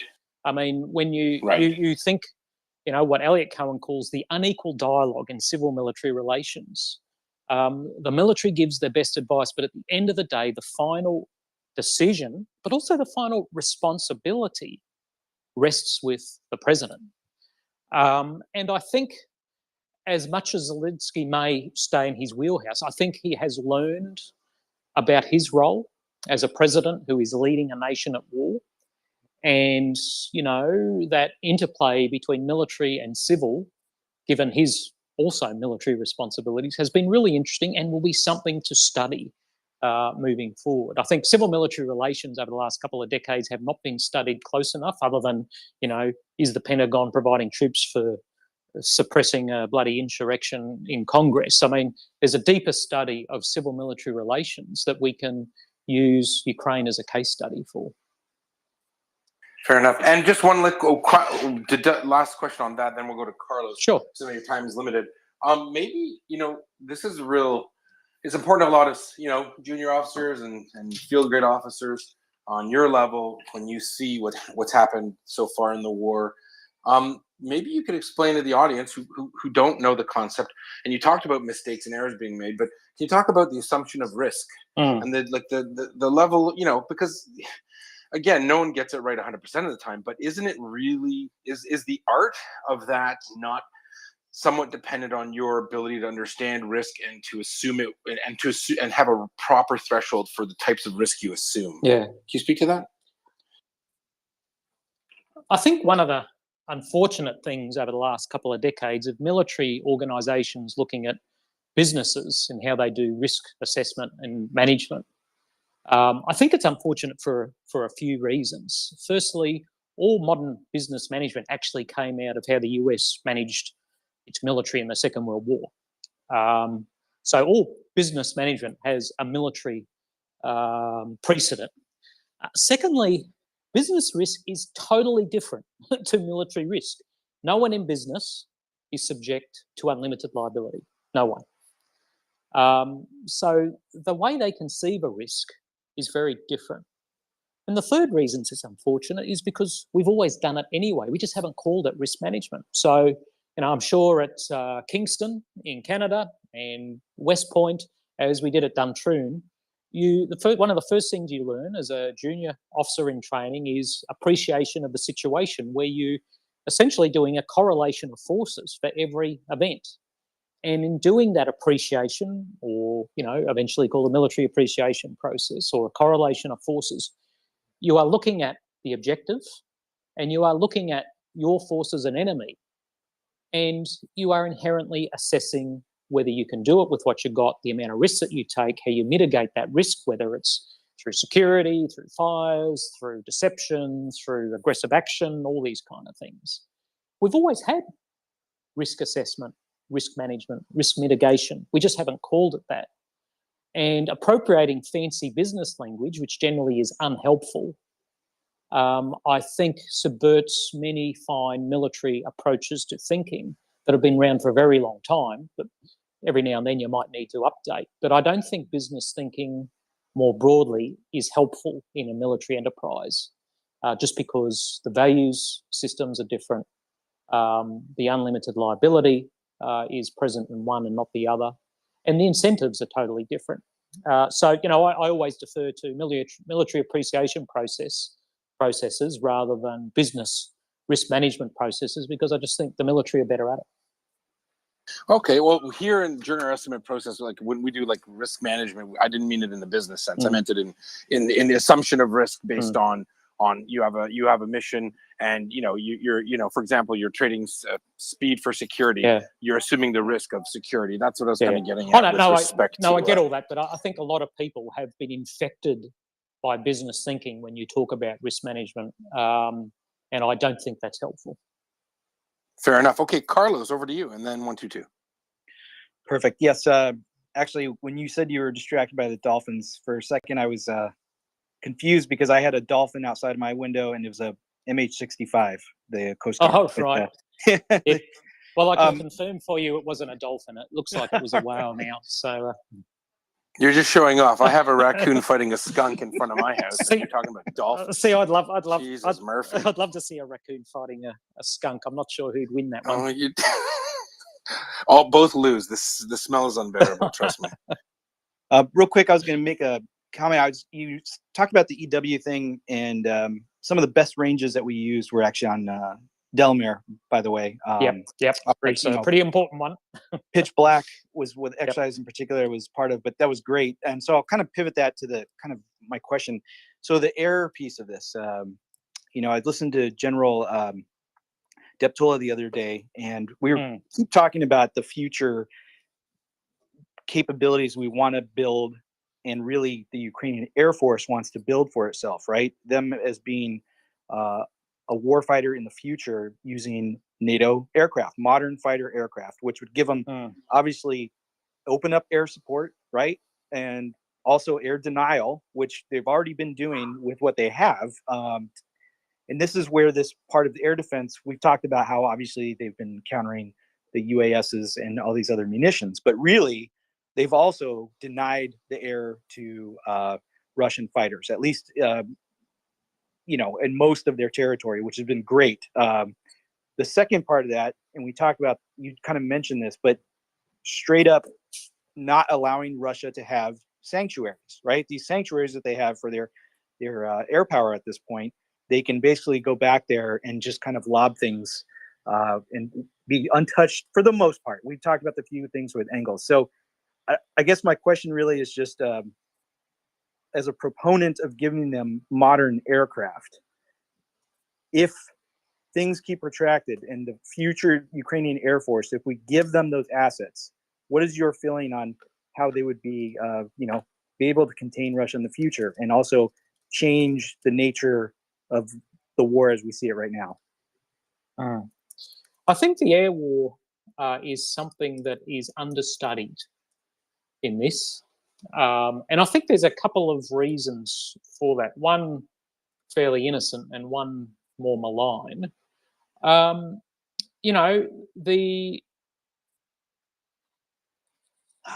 air war, I think, has shown just how deadly a modern integrated air and missile defense system can be. Ukraine is not a small country. It is a big country. And for the most part, Russian crewed aircraft will avoid Ukrainian airspace.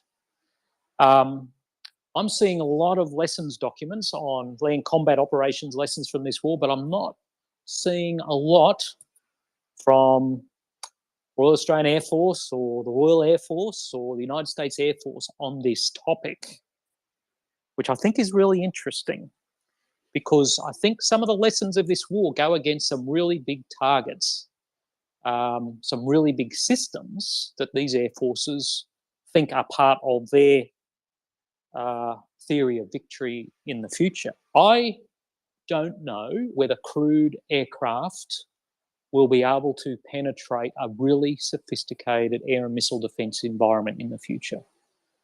Because if you think Ukraine's sophisticated, have a look at what China's built. So I think that's one thing. I would love to see more on this.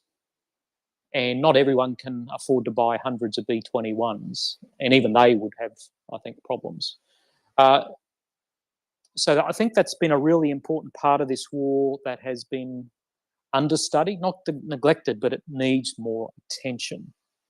The other part of this, it's not just crewed fighter aircraft and these kind of things that have problems.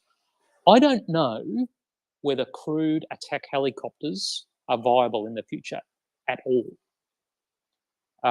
If you have a look at how the Ukrainians and Russians have to operate, say, their Mi-24s or the K-52s at the moment, they're pretty much restricted to lobbing rockets and flying at such low altitudes that most of their sensors are useless. So it's not just air forces. I think armies need to look at rotary wing aircraft in the future and say which mission sets can no longer be done with crewed platforms. And I think the attack and close reconnaissance missions are not viable for crewed systems anymore. I think transport's fine. Command and liaison. What about special force insertion? I think that's a whole, the assessment of special forces in this war is a whole nother topic that I think is interesting. But I think rotary ring operations for certain mission sets are going to have to change. I just don't know that they're viable moving forward if you have a half-decent integrated air and missile defense regime. That's interesting. There's I'm going to send you a handle of someone. Take a look. He's one of the Israeli-Ukrainian guys he's starting to release videos from the summer, and I think you'd be interested in seeing some of them. They're pretty incredible, actually. Yeah, because I mean, remember your air and missile defense regime. Your sensor network isn't just military radars and microwave systems anymore. That there's sophisticated software systems where you just absorb every emission and analyze it for moving things in the air, where you have apps that civilians can use to report things flying. I think the integrated civil, civilian, and military sensor network will make it increasingly harder for crewed systems to penetrate enemy airspace. Amazing. All right, so we've got 122. I don't know his name. He's a Swedish tank commander. Leopard knows a thing or two about Leopards. All right. I'd like to chat with. Yeah. I spent a bit of time in Leopard 1s, but not Leopard 2s. There you go. Sven, you're on. Yeah, so just former to start off with, so we get that straight. Great listening to you, by the way. Thank you. So, Mike, we've been talking about the AMX 10RC that has been announced. If it's a tank or not recently, we're not going to get into that discussion. My questions. We know what it is. I have. Yeah, I have basically two questions for you, if that's okay. Yeah. It's what your take on their role will be in the Ukrainians' position, and what the capabilities they will bring. I have my speculations, but I'm really interested in hearing yours. And how much do you think they've had an impact? Their announcement to make others, considering sending more and Western-style tanks, so to speak. Thank you. Yeah, so I mean, if we're talking about the AMX, it has a specific set of roles that it can do within a combined arms environment. I mean, if you use it with, say, IFVs, mounted, dismounted infantry, and your full range of sensor systems and artillery, it can have a role in killing other armoured vehicles or unarmoured vehicles. It can have a role in supporting mounted or dismounted attacks. So even though it's not a heavy main battle tank, I think there are a range of roles that it can fulfill, just like the Caesar system as a wheeled mobile artillery system has some really important roles that can fill, even though it's not, say, a tracked self-propelled artillery system like the M109 or the PZ2000 or the Thunder system. So, I think it will play an important role as part of a combined arms team. And, I welcome the commitment of that by the French and as many of them as they can provide, as well as the logistics and training systems to support them.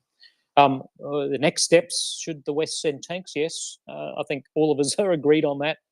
I've outlined my case, what I think the best strategic supportable system is. But, if Germany was to go, well, actually, we'll have a mix of new build and existing Leo 2s that are upgraded to a common standard with a long-term strategic logistics package, that would also be a pretty viable model for the Ukrainians. Or Koreans doing the same with the K2, which is it's just slightly lighter. It's in the 40 to 50 ton weight range, but that could also potentially work as well.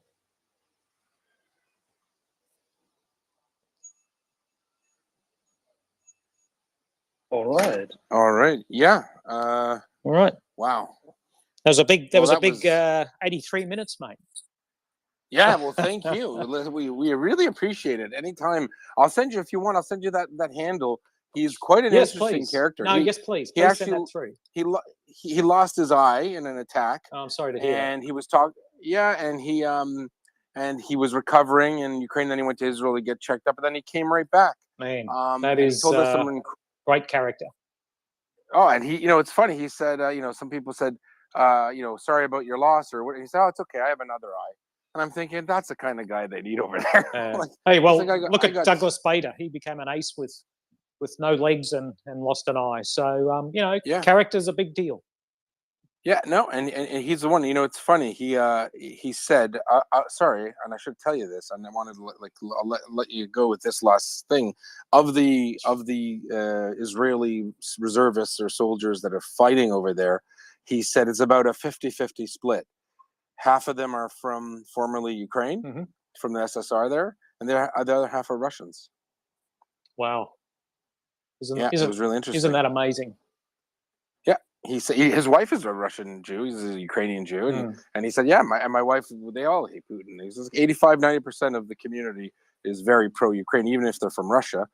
And he said now he's noticed that the Jewish community in Israel now don't call themselves Russian Jews; they say Russian-speaking Jews. That's how much the isn't that pendulum has interesting? swung. Yeah. And he has got some videos that you would love, and I'm shocked he's putting up. Put it that way. Interesting. No, please send me the handle, and I look forward to having a look at them. You've prompted me to maybe write an article on why this isn't a stalemate, but I'll see how I go over the coming days. Perfect. We'll be waiting for it. Thank you, sir. And if you haven't followed Mick Ryan, General Mick Ryan, please do. He's a strategist, leader, and author. Definitely a great friend of the show. War in the Future, very much worth it. Please do check it out and give him a follow. Thanks so much, General. And we'll see you hopefully soon. Yeah, no, I look forward to coming back again soon. And thank you once again for your hospitality. 85 minutes and a dolphin. And a dolphin. There you go. Okay. Well, goodbye, everyone. Have a great day. Have a great day. I will post photos of raccoons and skunks having a little fight for the general, so he can only imagine the smell. I know which area to choose. That's the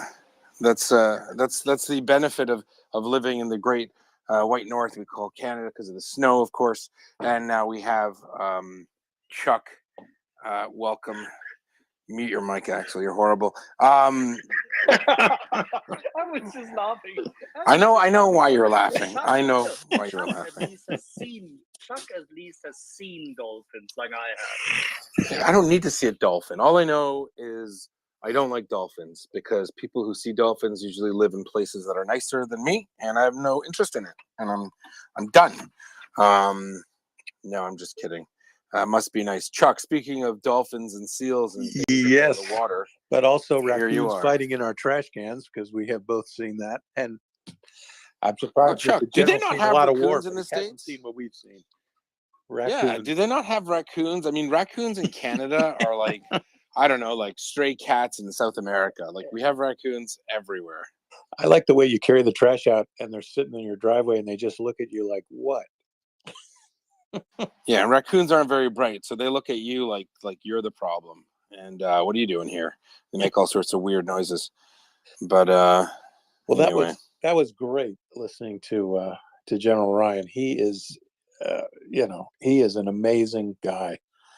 Just brilliant, and to listen to him because he has such command of the subject matter, war in general, but strategy as well, and a great political sense. What a great guy.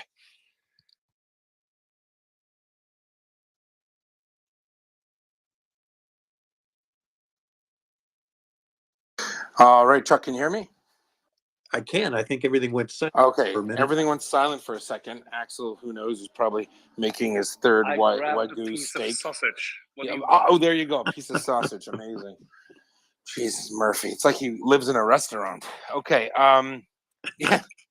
I'm just very lucky. I have someone who did actually take care of me and handed me a piece of sausage. I think that is quite nice.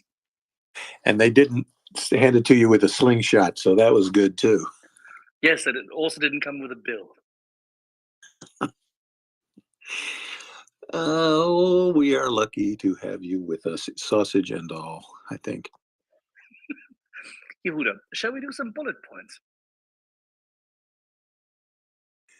Well, Yehuda might not be here, but Axel, I think you and I shall. And lots going on today, as there usually is. I was very glad to hear General Ryan talking about why it is not a stalemate.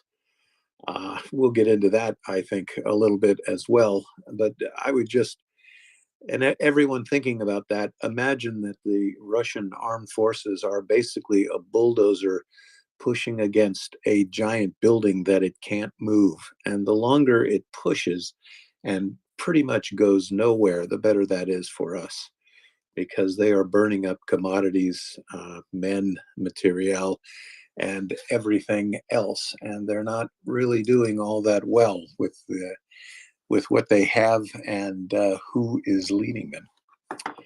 Shall we take a little tour of the battlefield, Axel? I think north to south, if you would like to. I was just about to say, why don't we start in the north and work our way south? Because I've seen a number of your posts, and some of them are pretty enticing and juicy. I mean, if and when we walk through Bakhmut at some point in time, and what went down there, quite literally today, I think Carlos and I will be very interested. But why don't we start in the north? Yes, we will start as we often do, which is the high water mark of the Kupian of the Kharkiv offensive, and that is essentially the front of the H-26 highway and the P-66 going from Savatove to Kremenna. The Russians in the last 72 hours, or basically since New Year's, launched a lot of attacks northwest out of Savatove. They did not get very far. They did manage to get a couple of T-90, some of their better main battle tanks. They were entered into the World Turret Tossing Championships along with literally thousands of their kin. These Russian offensive strikes were all stopped about in Kuzamenivka and Zemivka, which is just about where the H-26 highway deviates from the railroad, again, north of Savatove. Savatove was also hit 48 hours ago. It might have been 72 hours ago. 5 HIMARS rounds targeted what appeared to be on satellite a random home in a suburb of Savatove, but we can be pretty sure that it was something pretty important that got HIMARSed. The look of the building pre-strike, it didn't look actually very big at all. It was sort of a unremarkable civilian house. We have yet to hear confirmed what that was, but I am thinking that was probably a very high value individual target. So we may eventually see the count of Russian generals go up a notch or so. Heading down the P-66 highway, and if you are a Russian planning to drive from Savatove to Kremenna, I recommend you take that highway so you can meet some Ukrainian cars. They control pretty much the entire highway south of Savatove to Kremenna. They are not always across the highway, but they are pretty much always within rifle range of it and RPG range, and that of course puts it within the range of javelins and NLAWs and a lot of other things that will lock onto your vehicle and make sure that you have a nice flight too.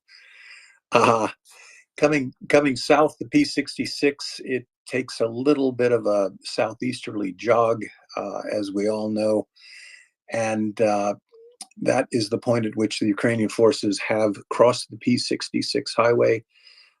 They are operating across the Krensa River, also at the little village that is to the north of Kremenna called Pichane. They're operating there. From Pichane, P-66 goes into the actual city of Kremenna, which increasingly is becoming a narrower and narrower Russian salient. How large is it? How many people do we expect to be in that salient at the moment? Well, there are a number. I won't bore everybody with the order of battle because, and that's Chuck code for I don't have that in front of me, Axel. Thank you for asking. But there are about half a dozen large Russian military units there. Considerable force still occupying Kremenna. Over the last 4 weeks, there has been a bulge that goes out from the P-66 highway the Kremenna salient, probably about 5 kilometers deep, and 5 kilometers or maybe 7 kilometers north to south. From the south, the Ukrainians have been infiltrating, and this again, we've talked about this. This is a large, heavily forested area, cultivated wood plantation, trees close together in rows. But north of the Severodonetsk River, the Ukrainians have been increasingly, first they penetrated the forest area with patrol elements, special operations forces, by pushing the contact point north from the Severodonetsk River. Roughly half of that forest area is now at least in questionable control, but the farther south you go, the more solidly that is in control of the Ukrainian armed forces. So what this means is, and we've talked about this again, and I predict this is the way it's going to roll. We saw the Russians hang on in Liman, which is about 25 kilometers to the west. We saw them hold on way too long. First, they were engaged from the west, then they were engaged from the north, then from the south. And when it was basically too late, they tried pulling down the 0528 highway, where they got it handed to them. I think the exact same thing's going to happen in Kremenna. They are going to hold on until it's too late. And they are engaged right now from the north, south of Peshene, and also from the west, the little village of Dubrova. And also, as we said, coming up south, the suburb south of Kremenna is Kubene, and the Ukrainians are in the forest there as well. So this is one of those slow, incremental engagements with the Ukrainians preparing the battle space as they move into Kremenna. But I've said it before, there's only 2 ways out of Kremenna on paved roads. One of them goes to the northeast, and that is a very narrow county road, an O series road. These aren't very big, 2 lanes. Then if you're trying to get out of Kremenna, taking a highway, the only way you have to go is the P66. That basically goes south. And do you think the Russians will get their kicks there? They will get their kicks, and it is always Axel that calls it Route 66, and That was mine. He took it that from is me. yours, and it He always doesn't makes know me Route smile. 66. Give me a break.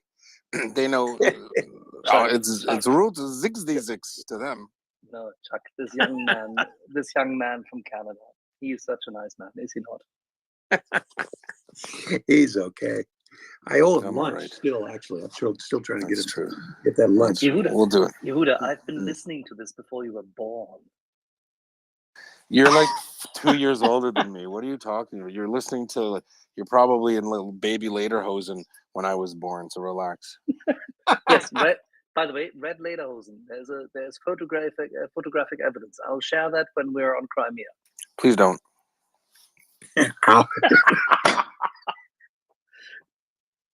I'm just kidding. Chuck, what do you think? What do you think? I'm thinking, I know General Ryan doesn't like predicting things, but we kind of have a good track record on doing that here at MriyaReport. Russians fixing Bakhmut, and I think that if the Russians wanted to run away from Bakhmut, they couldn't, because I don't think they know how to disengage. Becoming not decisively engaged is very hard, is it not, right, Chuck? And having said that, keeping the Russians there while you exploit, I think in the north, Kremenna, Svatove, we're looking at, I don't think the Ukrainians are waiting for the Bradleys personally to do that. I think they can do it. I think they're waiting for the right time. Maybe they are. Maybe they're going to field a couple brigades, 4 brigades worth, combined arms brigade, a lot of brigades of outfitted with Bradleys. Boom, they punch through, they penetrate, they exploit. And then you have all these Russians stuck where they really, really shouldn't be, because then they're really in big trouble, aren't they? If the Ukrainians take advantage and grab that Route 66, and they'll give the Russians some kicks as they push down and encircle, or not not really fully encircle or isolate, but effectively cut off the Russians, because the supply lines from the Bakhmut area for the Russians is up through Lysychansk and Severodonetsk, slightly to the northwest of Bakhmut, northeast, correction, of Bakhmut. So is that where you, I mean, that's kind of where I think it's going. I don't want to bring the general involved in. I know he doesn't like talking about, crystal ball stuff, but doesn't that look like it's where you think it's going? I think so too, and I also appreciate General Ryan has a well-earned reputation to defend, and I, on the other side, I'm a bit of a crank, and I'm happy to call it though, like we see. And it. I have no reputation, so I'm laughing. Go ahead. But we've been more often right than wrong. But I will say this: I could even see this happening. Let's say there was a massive breakthrough, from Ivangrad, which is just that little village south of Bakhmut. Can't even be called a suburb. It's just a point of land. If they broke into Bakhmut, I could see them being literally so exhausted they couldn't do anything after that. And that's exactly what we saw after the Battle of Severodonetsk. The Ukrainians withdrew, 20 kilometers after that battle. It would have been exactly the time for the Russians to release the hounds, go to big army maneuver elements, combined arms, and hit the Ukrainians while they were moving. But the Russians were not able to do that because they're exhausted, and I don't think they even had the plan, and I don't think people were willing to do it.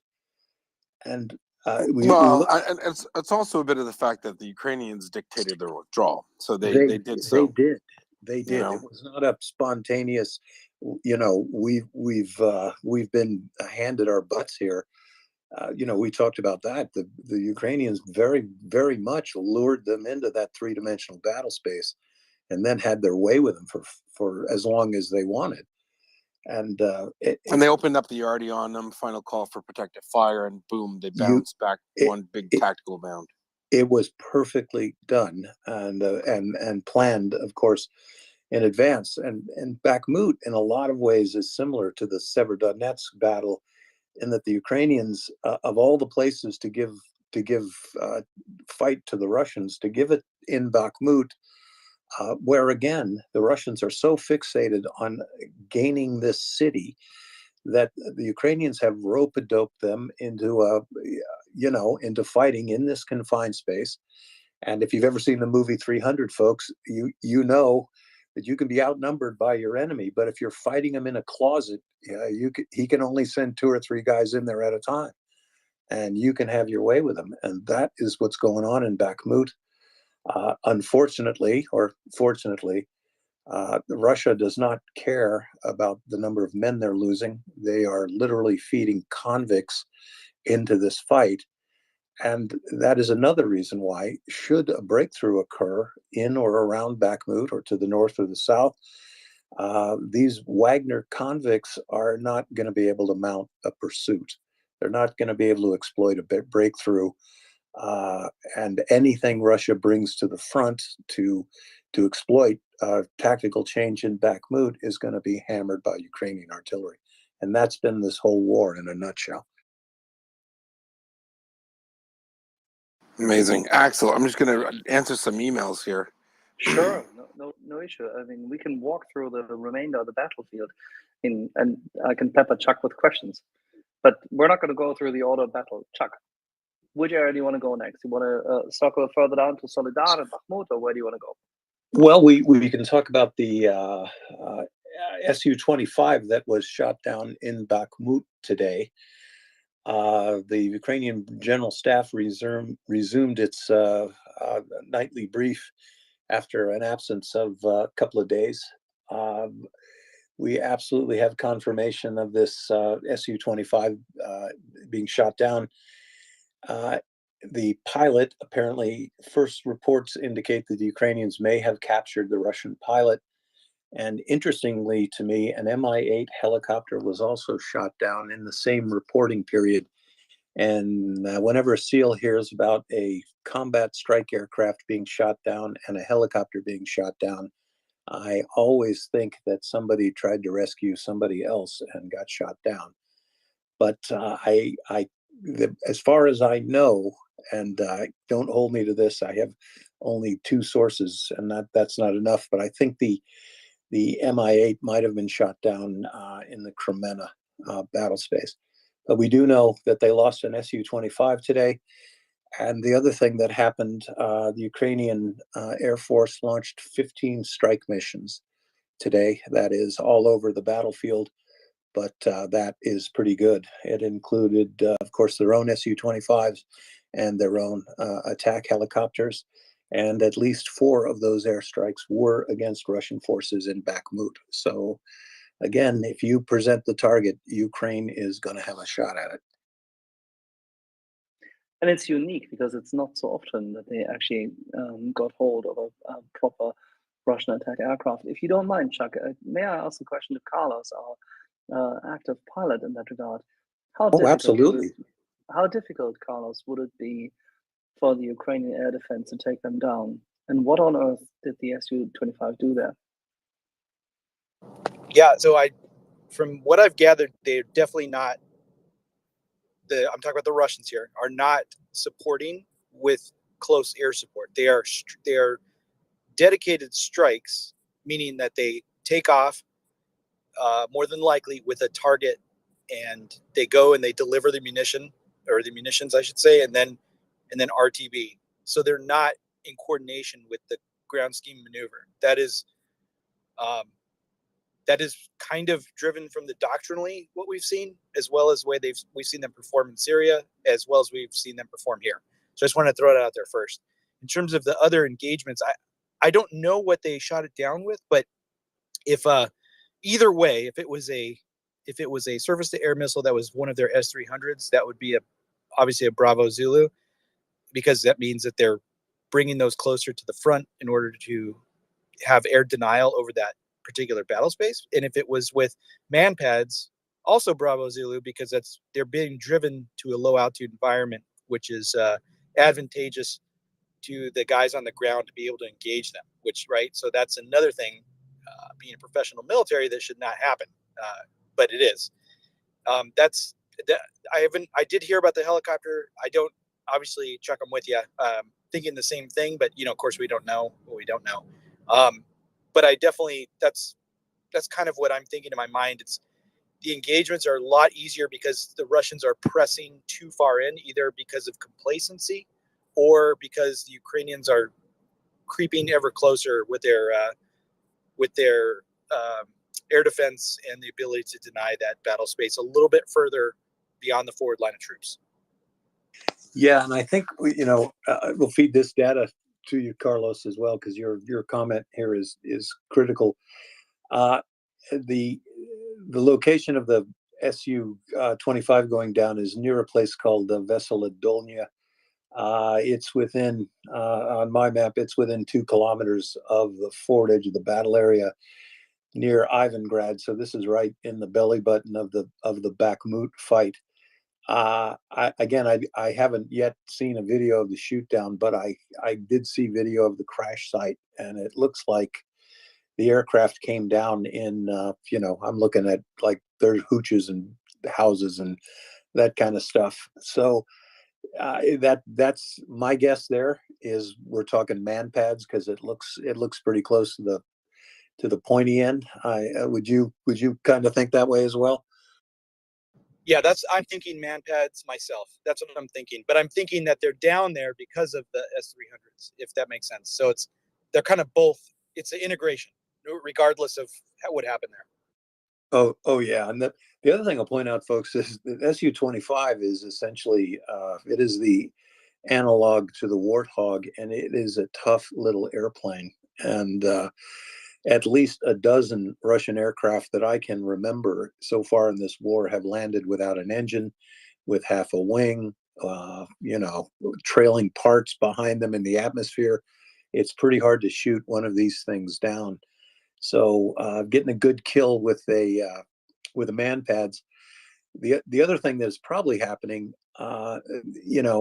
even a Stinger, getting a head-on shot to an attacking aircraft, your odds aren't very good. So that kind of says to me that this aircraft was either going parallel to the forward edge of the battle space, or had made its attack run and was trying to return to base, as Carlos said. But again, I don't have the exact location, but we've triangulated some of the stuff, and I bet by tomorrow we'll have it completely geolocated.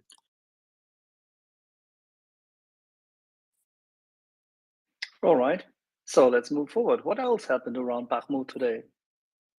I mean, during this, how should we call this, culmination week? You would think so. I was sort of delighted to see that Ukraine had put some airstrikes down there on the forward edge of the battle area. And again, folks, we're calling them airstrikes. That's being a little bit generous. The Ukrainians do not have a whole lot of precision air-to-ground munitions, and a lot of these strike missions are pretty much the aircraft or the helicopter coming in fairly close to the battlefield, a lot closer than I'd like to fly, and they tip their nose up and they dump their rockets in the direction of the enemy.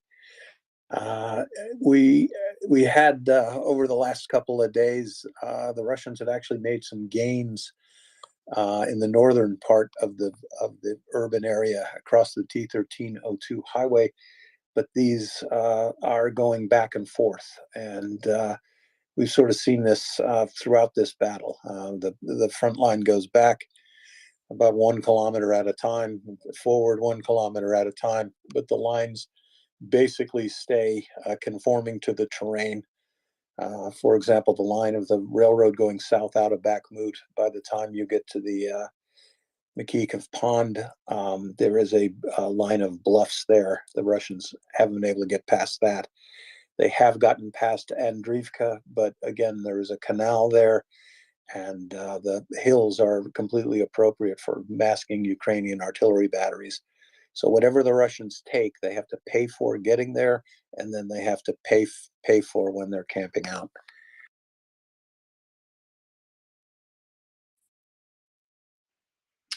Temperatures currently are swinging wildly in the area. During the day, 4 to 5 degrees plus, rain, sludge, the likes. During night, -7 to -12, for example, this night. How does that impact people? That is just about the worst weather you can have, Axel. It is. I'd rather have it 10 degrees below zero and stay there. But to have it rain on you all day at maybe 1 or 2 degrees Celsius, and then have it get down to maybe -2 Celsius at night. So whatever you got wet during the day will freeze to you at night. And again, to have the ground underfoot is just mud, and especially in the Bakhmut battle space, the forward edge of the battlefield looks exactly like All Quiet on the Western Front. It is completely churned up, pockmarked with craters, shattered timber, broken houses. And again, there are remarkably few roads that come into these points of contact coming directly from the east to the west. So that whenever the Russians move forward, and remember, you've got to designate a force for a ground operation, you've got to brief it, you've got to concentrate it, you've got to prepare it for movement, and you've got to push it forward. And at every one of those stages, including the briefing stage, those assembled Russian forces are likely to get HIMARSed. And as we've seen with the big strike in Donetsk, there were 1,000 people probably in one building, and most of them were killed. And that is happening again and again. And we predicted as the war goes on, we're just going to see this. And at first, or in the early stages of the war, the Ukrainians were concentrating on Russian elements, command and control nodes. They were concentrating on headquarters elements. That was a very good strategy when they had comparatively few precision strike munitions. Now they have a lot more available to them, including the 155 millimeter Excalibur shell, which many of the artillery systems that Ukraine has been given can use this shell, which is extremely accurate. And I'd like to say that if they want to take your car out in the driveway, it'll do it. If they want to take your barbecue out in the backyard, they'll do it.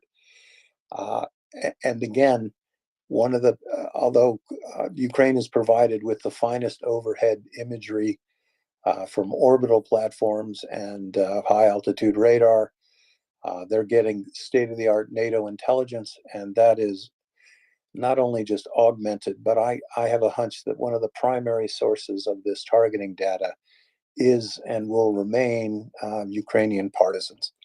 And they are operating everywhere that the Russians think they control. They are surrounded by these partisans. And we're going to see more and more strikes like the one in Donetsk. We're going to see more assembled groups of Russians taken out before they get to the battlefield. And at least one more mobilization, and probably two, are upcoming. And as we saw the first mobilization, Russia is going to push these guys forward into the battle space. And face it, if they get within 100 kilometers, 60 kilometers from the forward edge of the battle area, or quite farther than that, if you believe in the Kerch Strait truck bomb, they're going to get hit. And at some point in your reinforcing your troops at the front, you have got to concentrate those forces, and they are completely vulnerable. And again, as General Ryan was saying earlier, so much of NATO military doctrine is changing now because of the experiences of the Ukrainian war. We talked a lot about the integration of drones into individual rifle squads, proliferation of man pads on the forward edge of the battle area. But I think there's going to be something else that logistical planners and very senior war planners, now they're going to have to worry about: where do I disperse my men on the battlefield? Because if I put 200 or 300 of them together, which frankly, a company, that's not a huge amount of men, but it's a huge amount of men to lose at a stroke in one night. And the Russians are going to have to worry about that for the rest of the year. If they put 200 guys together in a building, it's probably going to get hit. Okay, but these wild swings, I completely agree with what you just laid out. But if you look at wild temperature swings, which are not untypical at this point in time, if and when the weather is a tad too warm, because there's a lot of thermic uplift in the area, during the day, 5 degrees plus, rain, wind, then it starts freezing over. It goes to minus 12 Celsius. That's a massive swing, which also means it freezes heavily. Everything freezes over. That is when people in the trenches not only get frostbite, they die because they're wet, cold, frozen over. The ammunition freezes. Everything which is wet, from socks to gloves, freezes. You can't get the humidity away as quickly as it freezes. And then there's black ice outside. You're essentially immobile. I mean, that's a perfect layout. The only thing which now needs to happen is proper artillery and HIMARS. Yeah, you're right. And we've all seen, and there are probably thousands of these videos now, that you see a Ukrainian drone in a hover over a very small fighting position, and there's a Russian soldier curled up in the bottom. That guy is so cold, miserable, and tired, probably probably close to dying of hypothermia. But in any case, he doesn't care enough or can't do anything about the drone hovering over his head that drops a grenade on him. And then you just, as Axel said, you just repeat all up and down the battle line. And folks, I can absolutely tell you that these are the worst possible fighting conditions. To be wet and cold during the day and to be absolutely frozen at night. And as Axel has said, your weapons won't work. The lubricants in your weapons can freeze up. Remember, if the bad guys are coming, you raise your rifle, take the safety off, and pull the trigger, and it goes click, you're dead. It's game over for you, dude. And those, again, and a rule in the SEALs, right?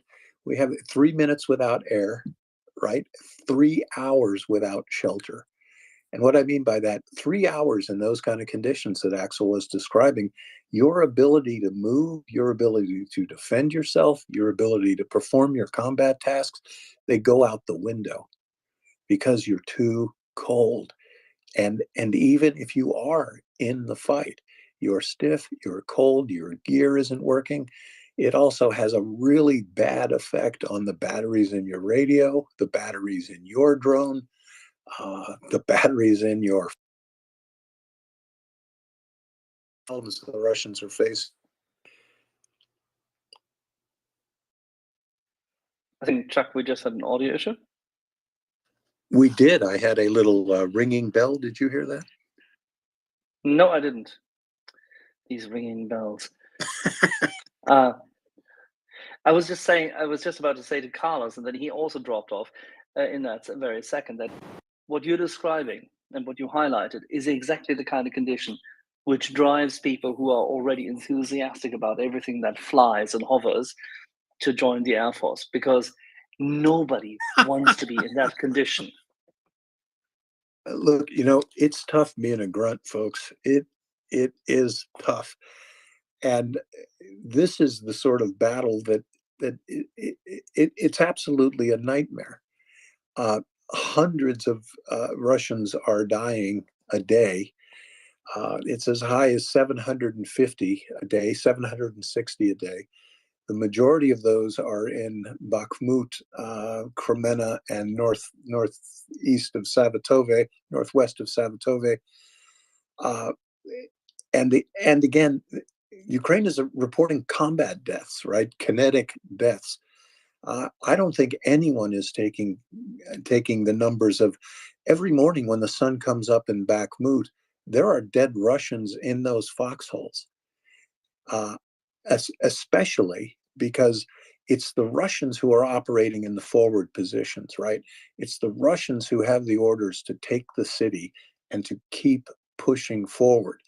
And for most of the battle line, it's the Ukrainians that have the snug little dugout that's nice and deep with 4 feet of dirt on top of it, maybe a little wood stove, nice fields of fire out in front of it, nice little range stakes that they've been able to put out there. And a range stake is very convenient. You know the range of some subtle little landmark out there, so that if an armored vehicle shows up or a group of men, you have the bearing and the range to the target, and you just pick up your field telephone. And yes, those are still a thing, because it's very hard to intercept the communication of something going down a wire unless you splice into it and you call in the strike. And again, the Russians are going to pay for it. So we've seen these slight advances, and quite frankly, the Russians have registered some advances in the last 36 hours. But getting there, they pay a toll. When they arrive there and they try to consolidate, they pay a toll. And then when they can't take it anymore and they fall back, they get hammered the whole way out. And that is the Battle of Bakhmut. And I'll be on here Friday, and I think we'll be talking about the same story. But it's fair to say that we heard in recent days, and CJ had been discussing this repeatedly, that the frequency of Russian artillery shelling has substantially decreased, that there is no accuracy whatsoever reported, that there's a significantly lower level of attacks mounted both in the north as well as directly in the east of Bakhmut. It's only this one route which they are still taking from the southeast up north, which was the TH something 50, whatever it is, which you laid out also in on your map, where they've been attacking, but they've been essentially repelled. There is very little that they have going for them. Are they regrouping? Are they just exhausted? Have they culminated? What do you reckon? What's their real situation on the Russian side in and around Bakhmut?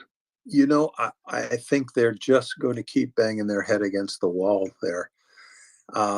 We have Prigozhin and the Wagner convicts and Wagner boys versus Minister Shoigu and the regular army and the Ministry of Defense.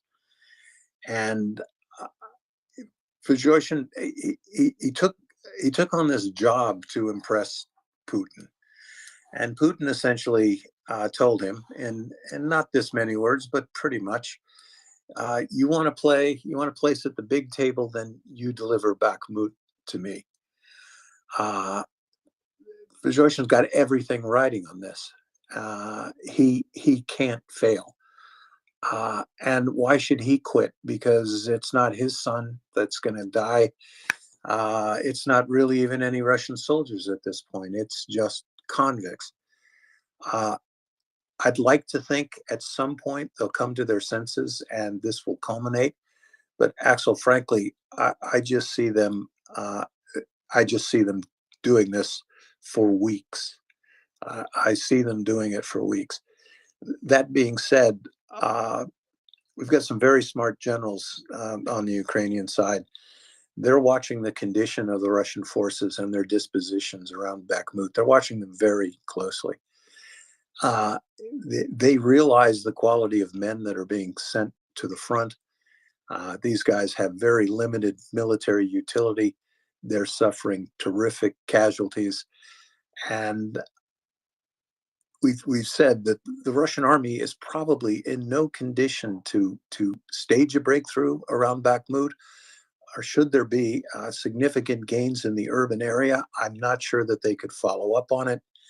But all of this being said, we know that a Ukrainian offensive is going to fall somewhere. Interestingly enough, I can't rule out that Bakhmut wouldn't be the place for this big Ukrainian assault. And I say that because there's probably no other place on the battlefield where the Russians are getting so badly handled as they're being handled in Bakhmut. You sound German, Chuck. Well, I'm Swiss. That's almost German. It's German with better wristwatches, is what I always used to say. Yeah. That's the Pfarrer in you. No, but saying, making this very clear, this is typically where a German counterattack would occur. Exactly. And, the lessons of history are not lost on Ukrainian generals. The other thing that suggests this place for a counterattack is if you break through the forward line of contact here as a Ukrainian, say, brigade task group, who are you going to be facing? A bunch of Wagner criminals? Are they going to stop you? Again, so to our Russian listeners, which we do have listening often, I remind you, we're talking about breaking through at Bakhmut, and there is the H-32 highway. Should the Ukrainians decide to push to the east, and the good thing about that is not only would that be a great route of advance for the Ukrainian army, the H-32 is the principal line of communication and supply for all of the Russian forces attacking Bakhmut. So not only would it push the Russians back, it would also be blocking their channel to do anything to reinforce Bakhmut. And there is not just the urban area of Bakhmut, there is all of the terrain to the south, which I will also point out to our Russian listening guests. You can look at a topo map as well as I can, and I know that you can't see where the Ukrainians are massing their forces. So you have to watch out from everywhere from Bakhmutsi, which is a village into the northeast of Bakhmut, all the way down to Kurdivnivka. The blow could fall anywhere there, and of course farther to the south or to the north as well. That is very interesting that you just mentioned this, because if you look at the various places, the bits and pieces where things are very, very interesting, and have been, by the way, this is not the first rodeo in this area. These places have been fought about at least twice in the last 100 years. Yes, I mean, there were huge battles at Chasiv Yar. Bakhmut didn't get mentioned very much, but there's Chasiv Yar right there, and that is Bakhmut. And right, this terrain has been fought over, right, some of the hugest battles in the history of mankind. And again, we're looking at, and I never want folks, please don't forget that this was one of the world's greatest superpowers at one point, and they are being roughly handled by a country that has never ranked as a great military power, but they do now. They do now, and they're reteaching NATO how to fight wars. We talked about this. Their U.S. Training and Doctrine Command, they are watching, and they are changing the U.S. manuals, and they're doing so looking at what Ukraine is doing. They're doing so much with so little, and they have innovated. I go to Best Buy and I want to buy some headphones. They go to Best Buy and they buy a drone and turn it into an anti-armor weapon, and that's amazing. All right, well then let's have a little look.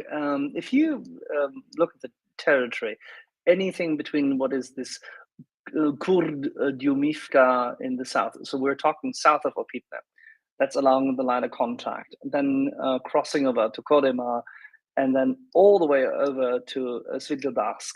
Then there's right to the west of Svitlodarsk, there is a very, very awkwardly shaped and it has always been very awkwardly shaped for defense purposes, a little lake. To the south of it, there are two breaking points which have been used in the past. One is the existing one where the train goes through, and the other one is right to the north end where the two ridges taper off below the lake. This is where the German army has crossed over twice.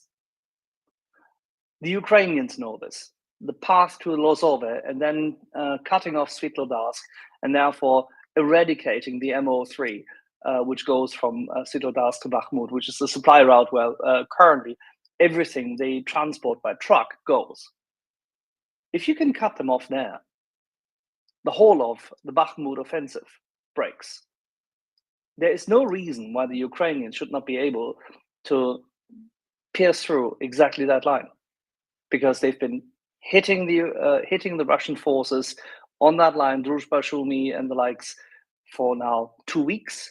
The Russians are hollow, they are thin, there's no troops, they have no defensive capacity, they haven't even attacked anymore in this region.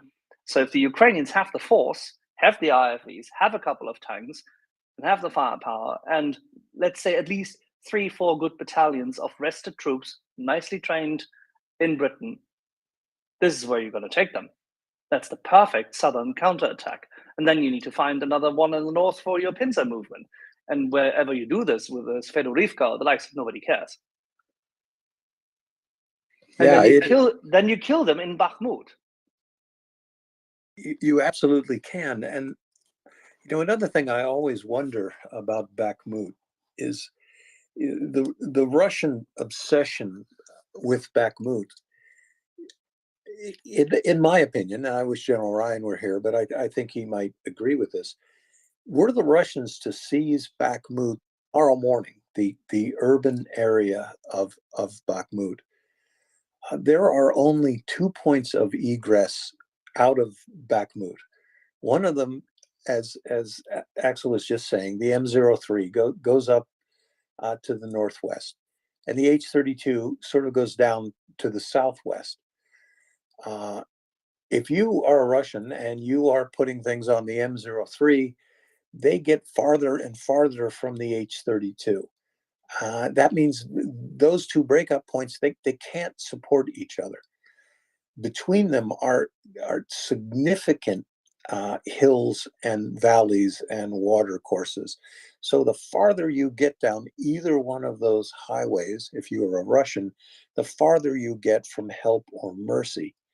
And again, if we wake up tomorrow and the Russians have taken Bakhmut, either one of these highways they try to push forward on, they're just gonna get creamed.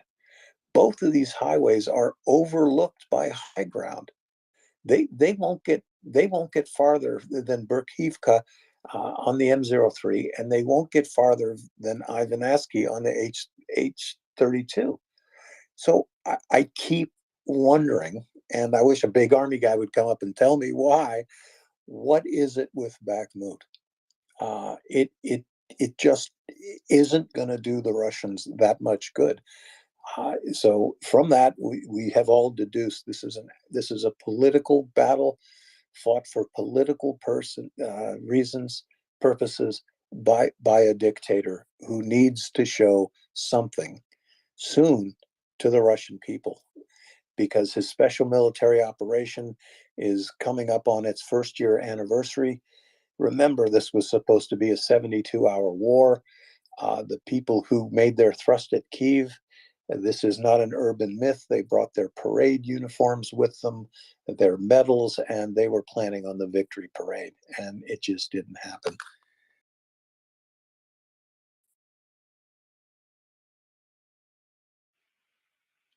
It's very, very interesting what a location Bakhmut has become.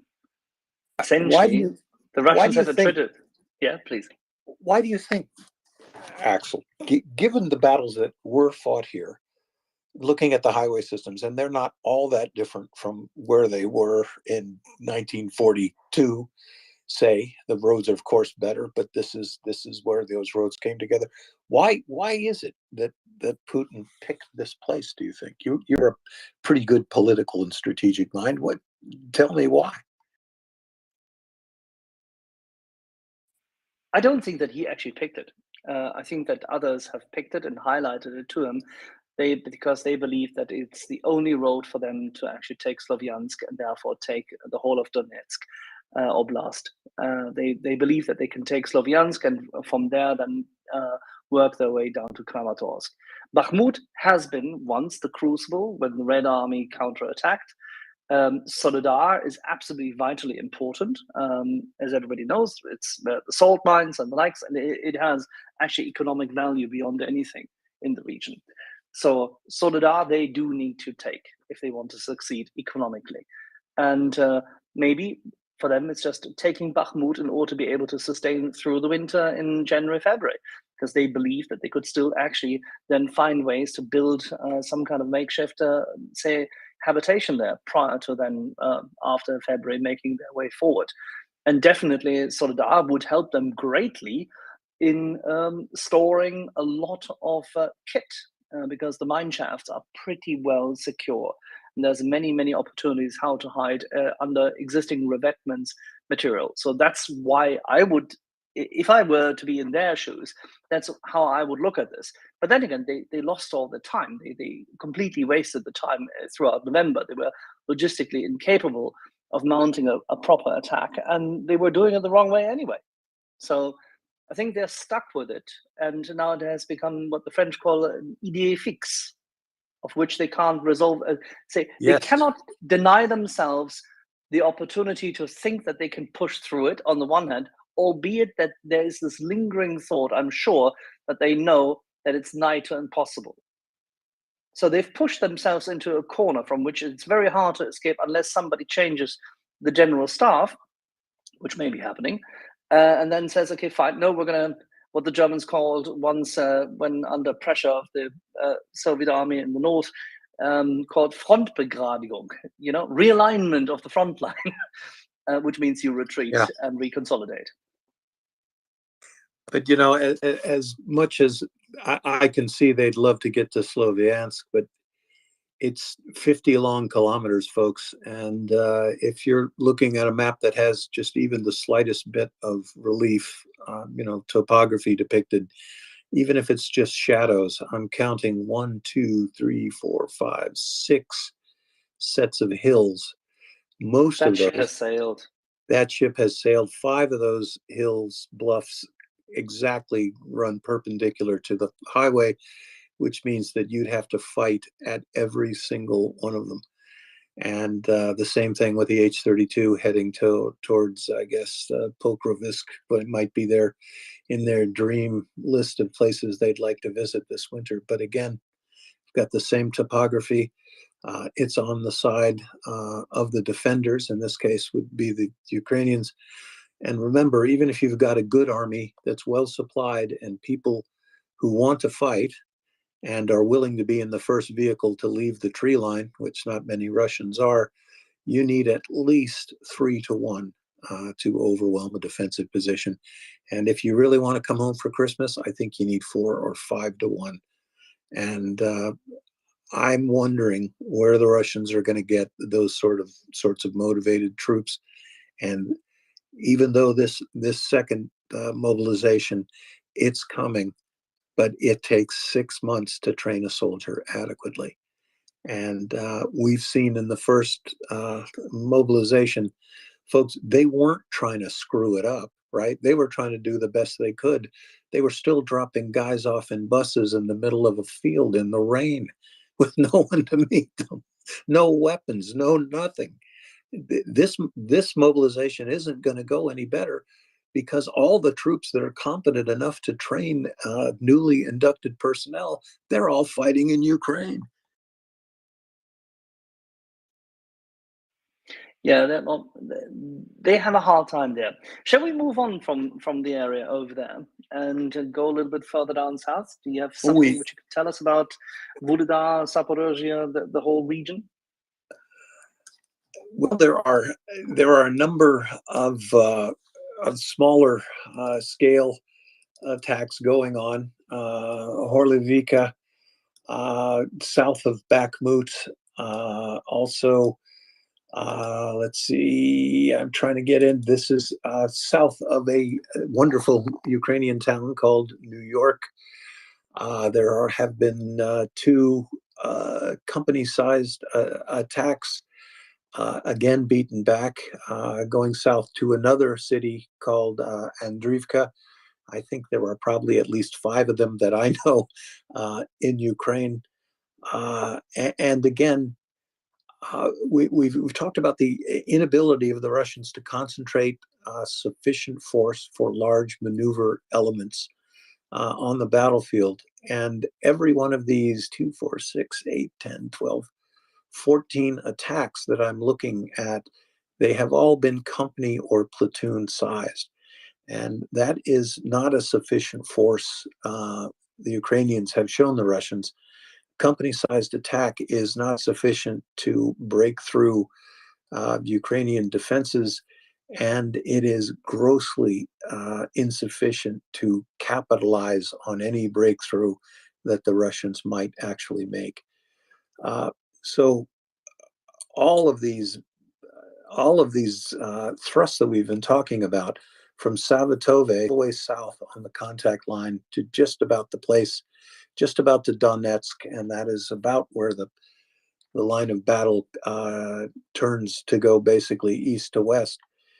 All of these piecemeal, uncoordinated attacks, they're incapable of striking a real blow against the Ukrainian army. This is sort of like you have an army of 400,000 men, and you're sending them into battle in little tiny packets of 50 to 100 guys.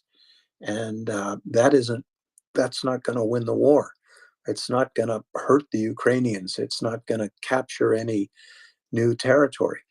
And I think we're getting increasingly to the point in this war where the Russians, because the Ukrainian intelligence is so good, and because the Ukrainians have increasing access to precision strike munitions, that the Russians just can't concentrate their forces anywhere without the Ukrainians hitting them. And if you don't have the element of surprise, and you're not able to achieve the two fundamental precepts of warfare, one of them are mass, unity of command, and those require concentration of your forces. And if you don't have mass and you don't have surprise, offensive action is just almost doomed from the get-go.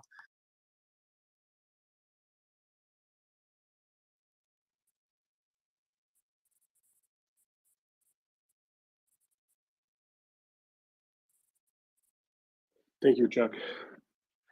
And well, good evening as well. Hi, Ben. So, sorry, bit sleepy, I have to say, but holding the line. Sorry, brother. Hey, it's okay.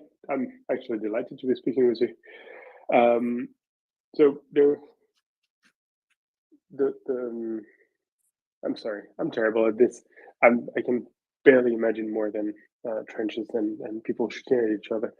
And so we move south, and what do you think the proportion of forces are in respect to one another, very roughly?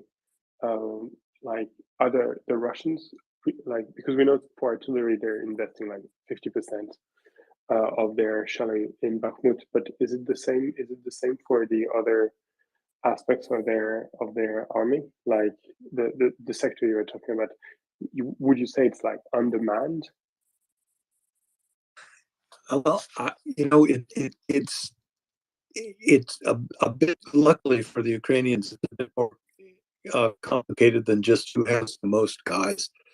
It is really a question of who's ready to fight, who has the morale to fight, the will to fight, the equipment, and again, we've talked about this.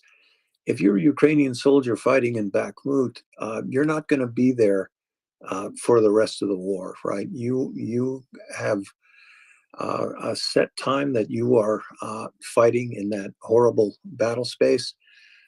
You get through that time, you get rotated out. You probably even get some home leave. You certainly get some medical attention, some hot food, a safe place to lay your head for a couple of weeks, and then you're going to get back in it. In the case of the Russians, you're increasingly badly equipped. We've talked about the crisis in ammunition for the Russian forces, especially artillery ammunition. They're running out of it. And basically, if you are a Russian soldier and you get sent to Bakhmut, you're probably, the plan for Moscow's plan for you is you're probably going to stay there until the Russians take the city. And that can't be a very long time for you.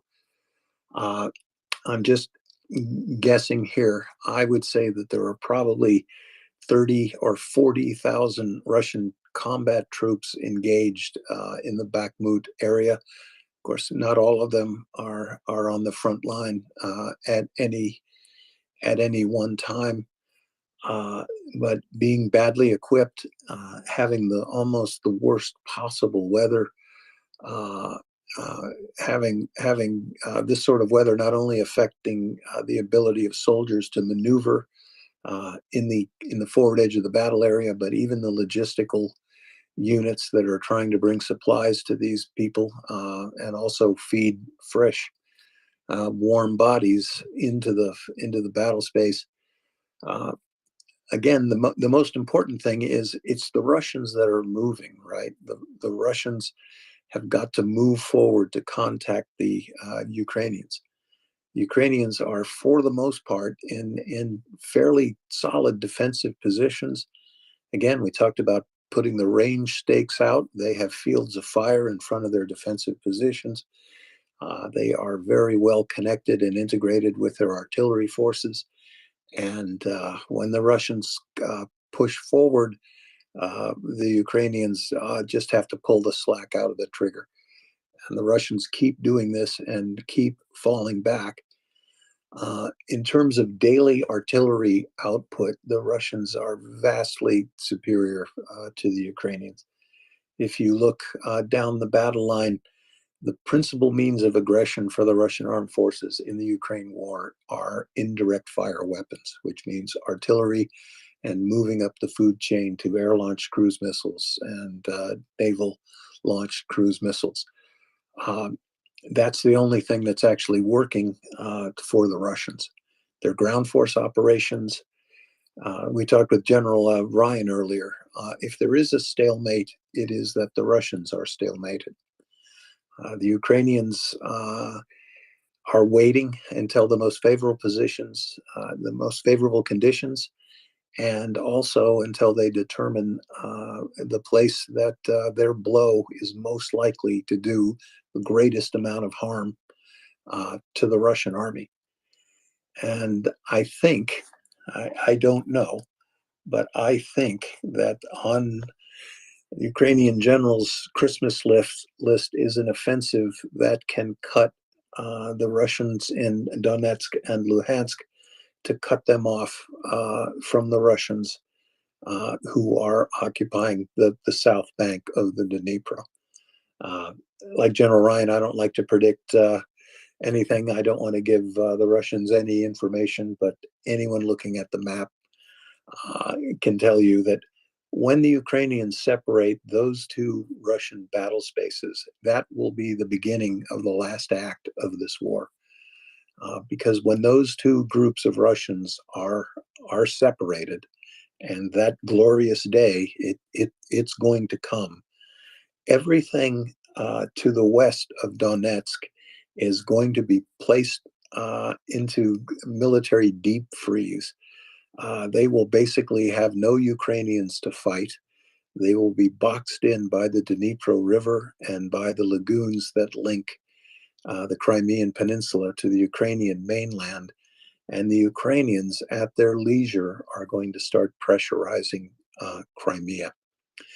And with that done, and eventually with Melitopol either taken or bypassed, sort of besieged, and not necessarily a close siege, but simply cut off, there won't be anything supporting Crimea, in essence, except the Kerch Strait Bridge. And I don't know what the condition of the bridge is right now, but I got reports of explosions in the vicinity of the bridge.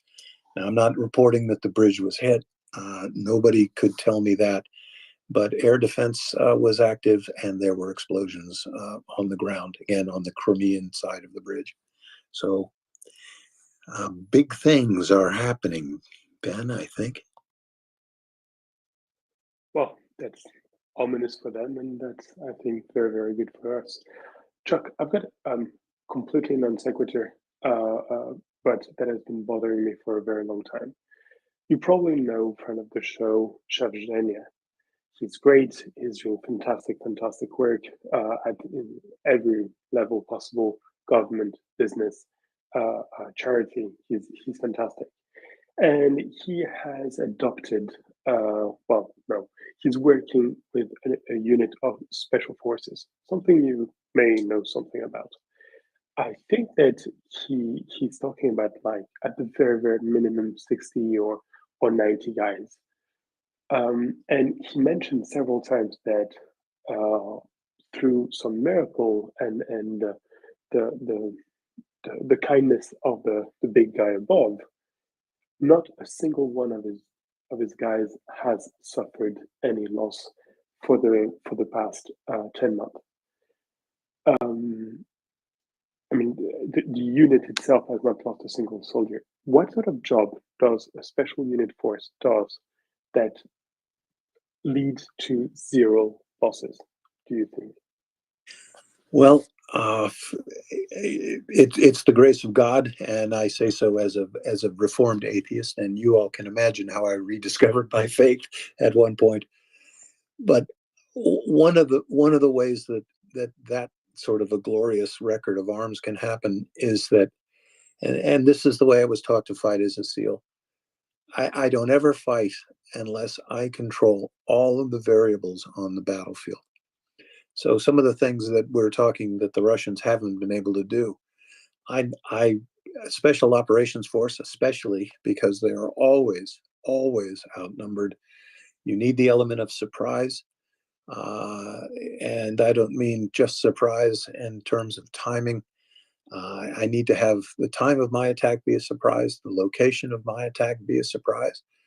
And talking about controlling all the variables, I want to make sure that I get to infiltrate the target. I don't want the enemy to know when I've infiltrated the target. I don't want them to know even sometimes that I've hit the target if I'm going to use delayed fusing on explosives. It's a demolition raid. If I am carrying out what we call a personnel interdiction, which is basically a kidnapping or perhaps a kinetic solution for a Russian general, I want to do that as quietly as possible.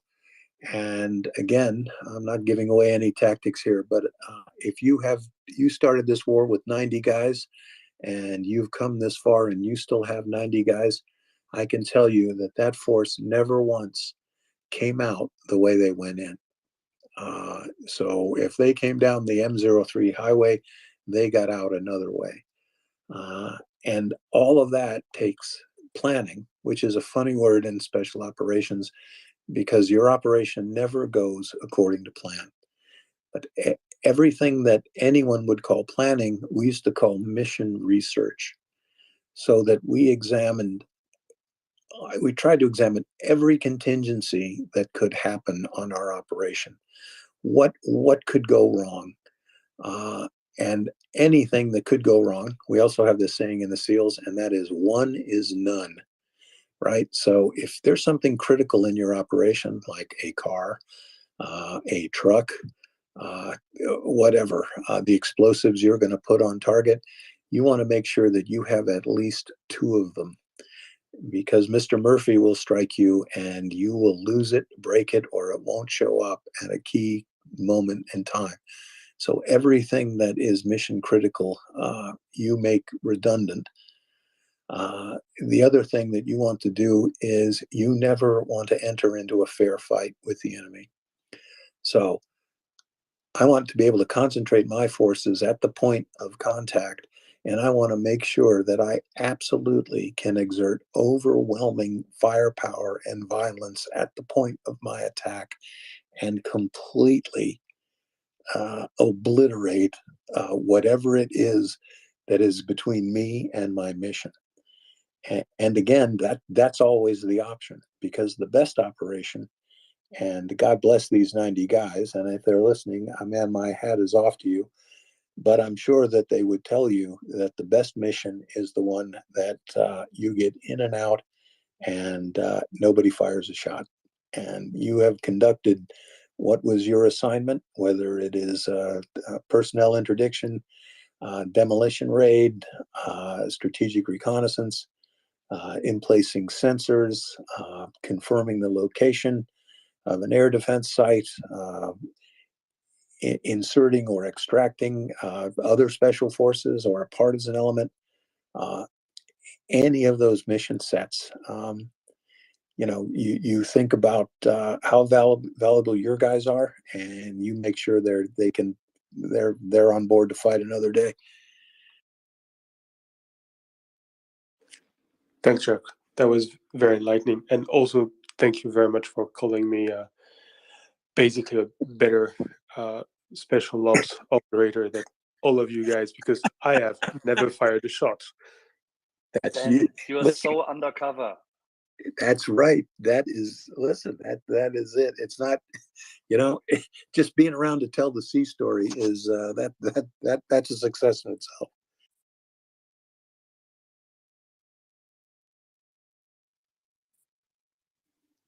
Okay, other question regarding the.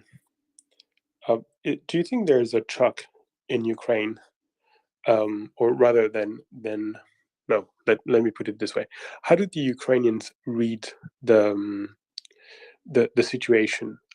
based on what you've heard, like, do they follow you a lot? Do you have a lot of traction in Ukraine, or is it mostly us away that have the luxury for this sort of armchair generaling? How dare you? Of course, yeah, they follow him. They love him. Saint Chuck I wish they loved of me. Svatove. I think it's, you know, I think we mostly have I don't know. I do have some Ukrainian followers. I had a lot of Kurdish followers when we were following very closely the Syrian civil war, but I didn't have the bandwidth to cover both wars. And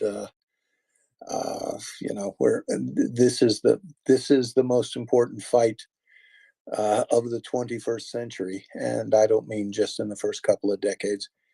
And folks, everyone needs to remember, look, Putin has to be defeated here, because Estonia is next, Latvia is next, Finland next, Poland is next.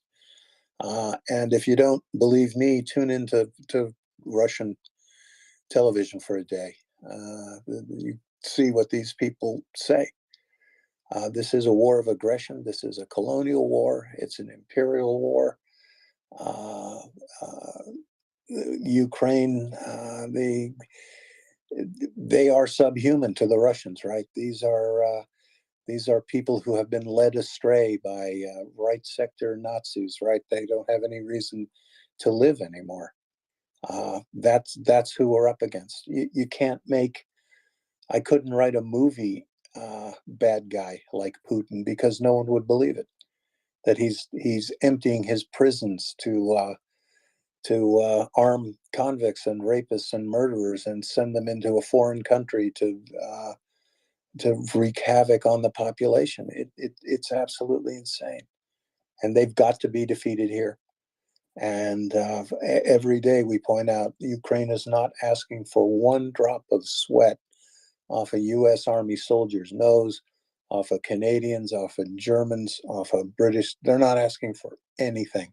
They're just asking for the tools to do the job. And man, that is the least we can do, right? That is the least we can do.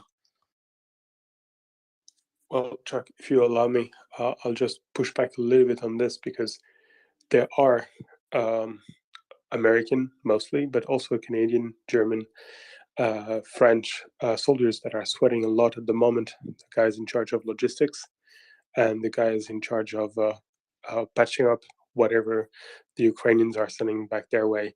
And you know, they're quiet, they're silent, but they're doing a fantastic job as well. But one thing is for sure, and where you're perfectly right, is that not a drop of blood was expended by not a single soldier from any other army than Ukraine, and that is very, very noticeable, and that changes everything. Yeah, Ben, and I stand happily corrected, and I, like everyone else, I absolutely am in awe and thankful for the terrific effort of all the people you just mentioned, and all these donations and systems that arrive in Ukraine. They don't fly there by themselves. Those air defense systems, they don't train. They don't arrive and train the operators. There's so much effort going on here, and I completely appreciate it. But this is an amazing struggle in that it's the Ukrainians that are spilling the blood, and they're doing so for all of Europe and every one of us. And if you don't think that Putin running amok in Eastern Europe wouldn't have an effect on anyone living in the United States or Canada, you're very mistaken. And you can see how other nations perceived the threat. Sweden has been neutral for 100 years. They're no longer neutral. They're going to be a member of NATO. No one has lived with this threat longer than Finland. And they know exactly what they can expect from the tender mercies of the Russian army. And I'm glad to say that the Russians know pretty much what they're going to get from Finland. If you ever heard of a thing called the Winter War, historians have revised the Russian casualties upward to probably 1 million killed by little Finland, that Winston Churchill called sublime, when it was only Finland fighting against the giant Russian horde. And in the 21st century, that little sublime nation, it's now Ukraine, because they're standing alone. Essentially, they've got the good wishes of the West, and increasingly they're getting things that they desperately need. You can imagine how bad it is going to look in history during the past year, when those air defense systems that would have helped beat back that holiday bombardment of hundreds of missiles launched against Ukrainian population centers. Those air defense systems, they should have been there in August, right? They should have been there in June. It's only now that Ukraine is getting Patriot missiles. Only now. Only now that 60% of their power generation facilities are out of action. It's ridiculous. And these 500 Leopard tanks, and I love these 800 Bradleys and the CV90s.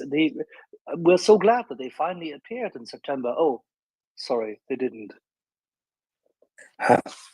And Axel, I listen, I am a Free the Leopards guy myself, and you are fighting a good fight, because eventually, maybe Mr. Schultz will be shamed into doing something. You know, I used to think it wasn't possible, but now I'm pretty sure there must be some incredible video footage compromat that the Russians have on Mr. Schultz, because he doesn't deliver. And these are things that are desperately needed. But my hat is off to him. He finally released the Iris-T, and they are saving Ukrainian lives. And we've heard that the Martyrs are coming, very capable German infantry fighting vehicle. But, you know, let's get them there. Okay, let's not hold the press conference. Let's do it the way Norway does it. And 2 weeks after the gear arrives, Norway will mention it on the third page of the newspaper below the fold. Listeners know that I am a big fan of Norway. And Finland, by the way. I also like Finland very much. Yeah, these people with a lot of artillery ammunition and mortar.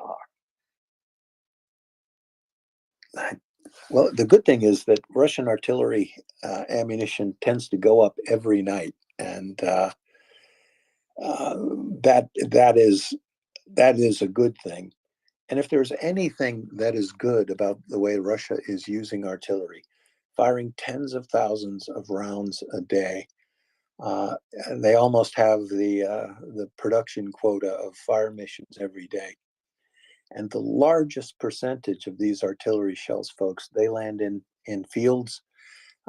They work to pulverize little villages of no geographic note, of no military importance. But slowly and inevitably, with every one of these shells that is expended for no reason, the Russians are wearing out their own guns. And if you've got an artillery piece and it's fired 5 or 10,000 rounds through it, it definitely needs to go to Miami for arrest. But the Russians are overworking these guns. And when it comes time for the Russians to get these guns to shoot straight, to deal with the coming Ukrainian offensive, they're not going to perform as well as they think they are. And it's good that they're wearing them out in the meantime. Yep, absolutely. Chuck, would it be okay if we were to go to some hands whilst we have a few people with their hands up? I would love that. Absolutely. And thank you, everybody, for waiting. Alrighty, let's start with Brian. I think That was Newfoundland, if I'm not quite mistaken, right? Yeah, Brian. Yes, we're close. How are Close you? only counts in horseshoes and hand grenades. How are you, Brian? Not too bad. Thank you very much, Chuck. Something I wanted to ask in general about the art of soldiering, if there are elements of it which have remained timeless, or whether they have been superseded or made redundant by the march of technology. And I say that as someone whose military experience was limited, and my period of service was as a naval officer, as a junior naval officer. But we did our direct basic training essentially as an infantry training. And we were all civilians and knew 0.05% of bugger all, except for a handful of very valuable men who were recommended for officer training from the ranks.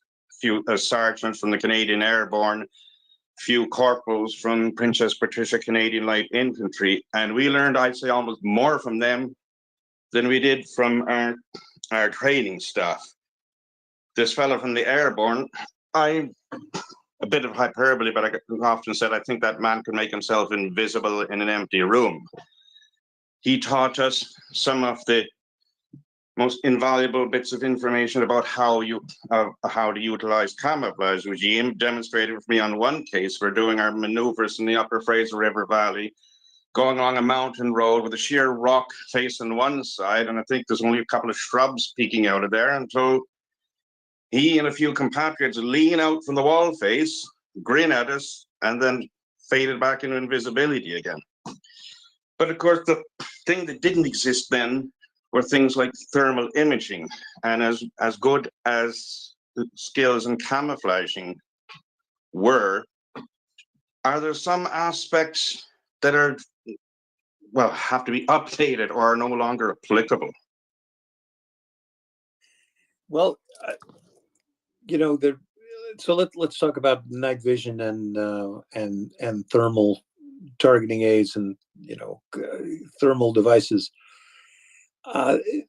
This sounds a little oversimplified, but they only help you see the enemy, right? They only let you know where the enemy is, and we talk endlessly about morale. But let me lay out a situation for you this way. Let's say you're a Russian soldier, and you actually have some night vision capability, and you see some Ukrainian soldiers sneaking up on you.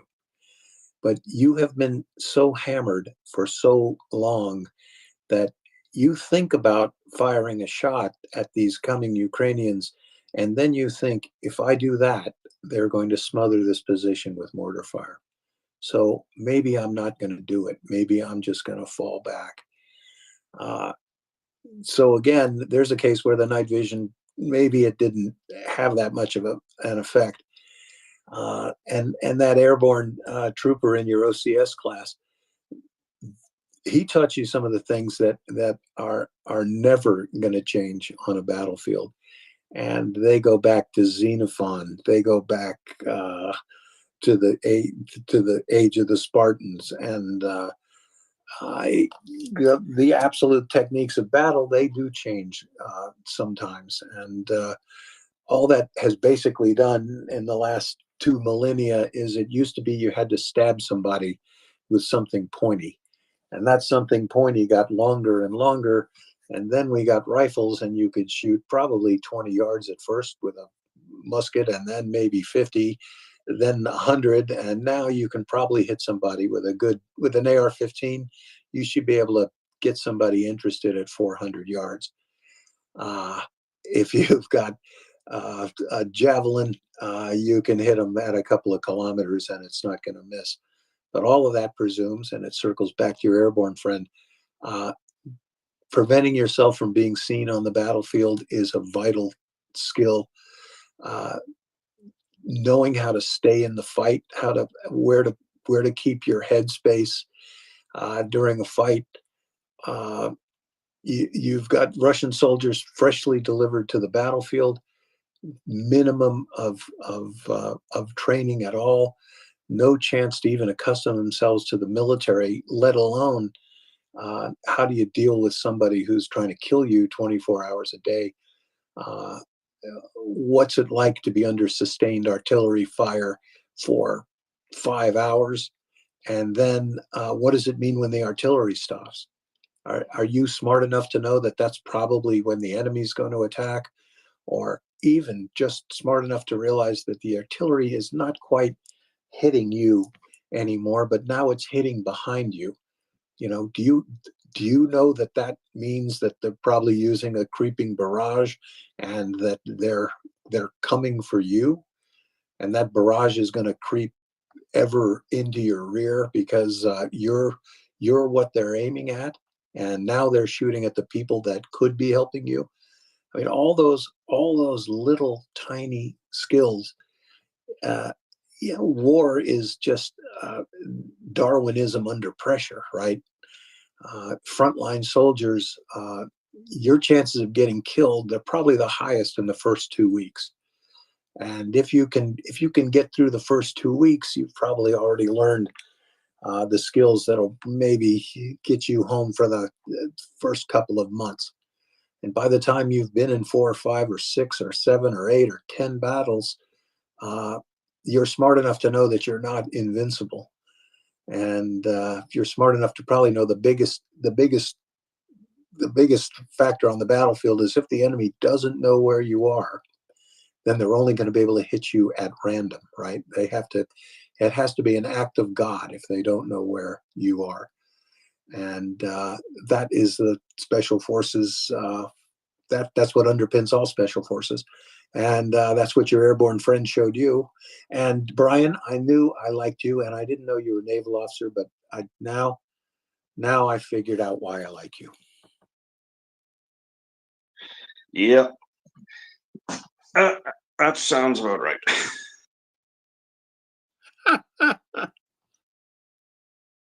All righty, let's go to Helsinki, to one of your favorite countries, Chuck.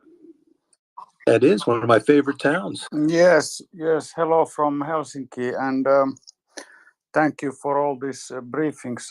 It is very good, and thank you mentioning Finland and our historical winter war. Of course, it's very, very personal for every Finnish family. My own grandfather, my dear grandfather, he passed away many years ago, almost reaching 100 years, and in his later years, he was sharing us. He never talk about these things to the grandkids and basically. But then in his last years, when we were together with my dad and him, he was sharing some info about how it was. And we asked him, what was the worst thing you experienced in winter war? And he said, we couldn't make any fire. He was there in the northwestern front and couldn't make any fires because the Russians will spot where you are, and it was really difficult times also for us. But of course the Russians were luckily very inferior in the forest circumstance where our people have been living for millennia. So it is easy. We are in our home territory. We know every forest, every stone, every lake. So no problem. Just like the Ukrainians, Simo. Just like the Ukrainians, the territory is much more easier for defenders. So Ukrainians, they have steppe, they have fields. So this is the thing, and just wanted to share this, that it was around that time in 1940. It was very hard winter. It was almost -40. My grandfather told. And they had some counterattacks to do against Russians. They had to, because counterattack never comes too late. This is the fundamental basic infantry thing, that if enemy takes a strategic point, you have to use the counterattack, and then you lose guys. And these counterattacks were very bitter because they had to be done in daytime with a lot of snow, and many times the reserve officers and the NCOs were killed because they were leading the men. And my grandfather, he really shared one story when they had to lay in the snow in -40 almost one day. And everybody who got their heads up were killed. So he told us that he was laying there in the snow the whole day. And when the darkness came, he was able to crawl out. So this winter circumstance is not easy to anybody, not even somebody who knows the terrain. And my grandfather, he used to live in the forest. He used to do forestry in the winter, and it was his, like we modern people, we are very comfortable, but he really was the guy. So that I wanted to wear, and want to continue also that this is kind of like, of course, we are very, very proud of our achievement, but it came with the intergenerational trauma. And you can see it, how people like this famous Colonel Curry now, he bought for Christmas gift, this artillery Sign My Rocket. And Finnish people were signing off, and they were buying this Sign My Rocket signed off artillery shells for like tens of thousands of dollars, because we have this, everybody has some grandfather or somebody. My grandfather ended up in the military hospital, which is now Swedish-speaking business school. So everybody has this bitter experience from that, and I can see this bitter experience now in Ukraine coming into surface. People are signing rocket shells.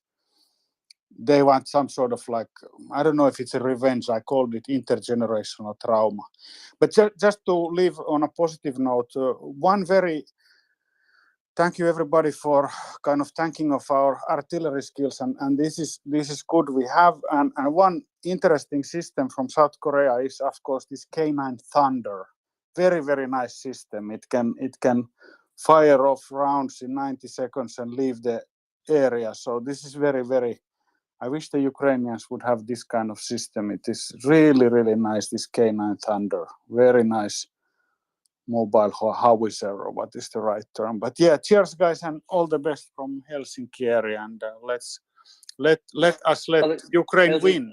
Yes, it will. The good thing is that they do have the Caesars and the Panzerhaubitze, both of which are actually quite fast in reloading and recharging. And soon enough, they're going to get the RCH 155, and they're going to be the first army in Europe having it. And that dang thing will contribute a lot to the deterrence after victory. I think we'll get Charles back up, and Chuck, with Charles coming back up and Carlos there as well, I shall take my leave, because Simo and I are on the same time zone. It's 4 o'clock in the morning, and I need some sleep. Ouch. Before we just get up, I just want to thank Fella for calling in from Helsinki. And those were very important lessons for us all to hear about how tough winter warfare is, the sacrifices that his grandfather have made. And it all circles back, folks, to the morale and the endurance and the courage of an individual soldier who stayed in the fight. And one more thing I would say about grandfathers everywhere and veterans, if you know them, the less they talk about the battles that they have been in, I can guarantee you the more they have seen. Guy with a lot of stories, tells them all the time, and that's great. And the guy who doesn't tell you very much about it, you might be lucky to get a story out of him. And their sacrifices have been immense. And Fella, thank you again. And I just want to tell you, Helsinki is one of my favorite towns, and I've been to Finland a lot and care about it very much. And Charles, thank you for letting me think that. And how can I do you?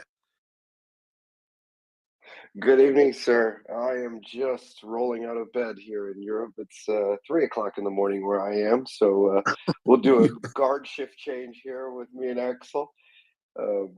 What fantastic news yesterday. Just kind of still catching up on everything. I'm sure you've been discussing Bradleys and Martyrs and Patriots and perhaps even Leopards this evening, right? You know, we haven't, but we have mentioned the fact that the Martyrs are coming and the Bradleys are coming. And you know, as we've talked about a lot, the beginning of the end of this war is going to feature big army, combined arms, maneuver warfare. And Russia is going to be on the receiving end of everything that Ukraine has learned in its training cycles overseas in the UK, trained by some of the best NATO officers and NCOs from all over NATO. Belgium, Norway, France, Germany, the UK, on and on.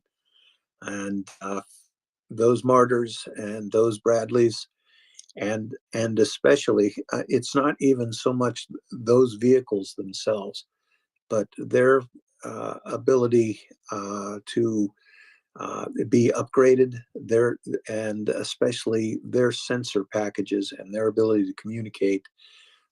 It makes them vastly superior to anything that the Russians have. And they have a lot of comparable systems. And in terms of the infantry fighting vehicle, it was the Soviet Army that invented that thing. But they've certainly forgotten how to use them. Yeah, definitely. Yeah, I see Doc Bites has been waiting. We'll go to Doc Bites, and then I've got a couple questions for you, Chuck, while I've caught you. Doc Bites, go ahead. Hey, Doc. Thanks, Charles. Hey, Chuck.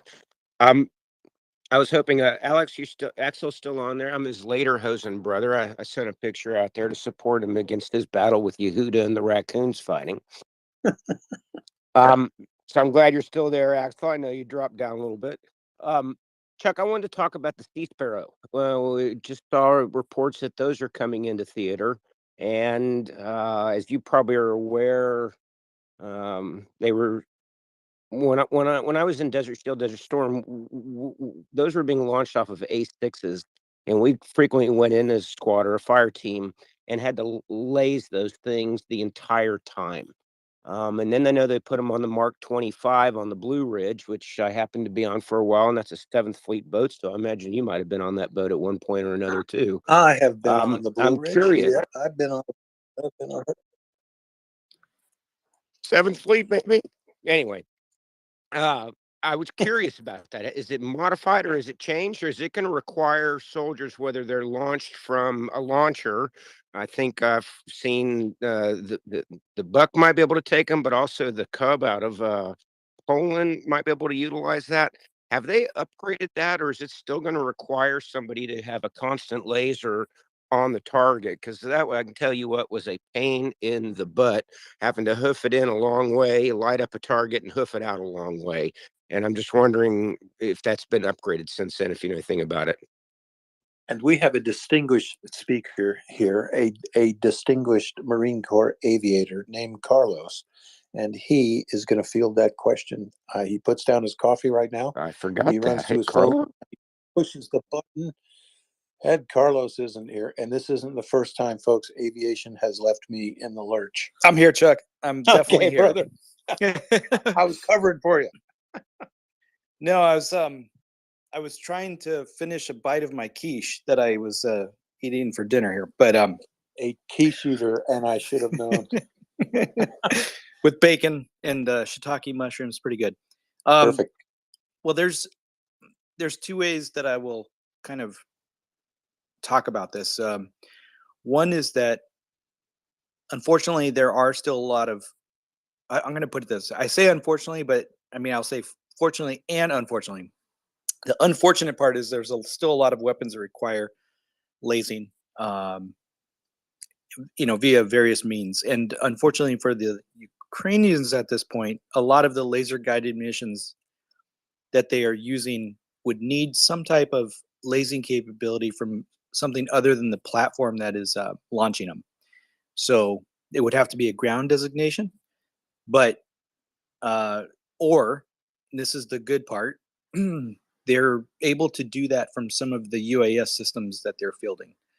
So that would be a third-party laser that is now airborne.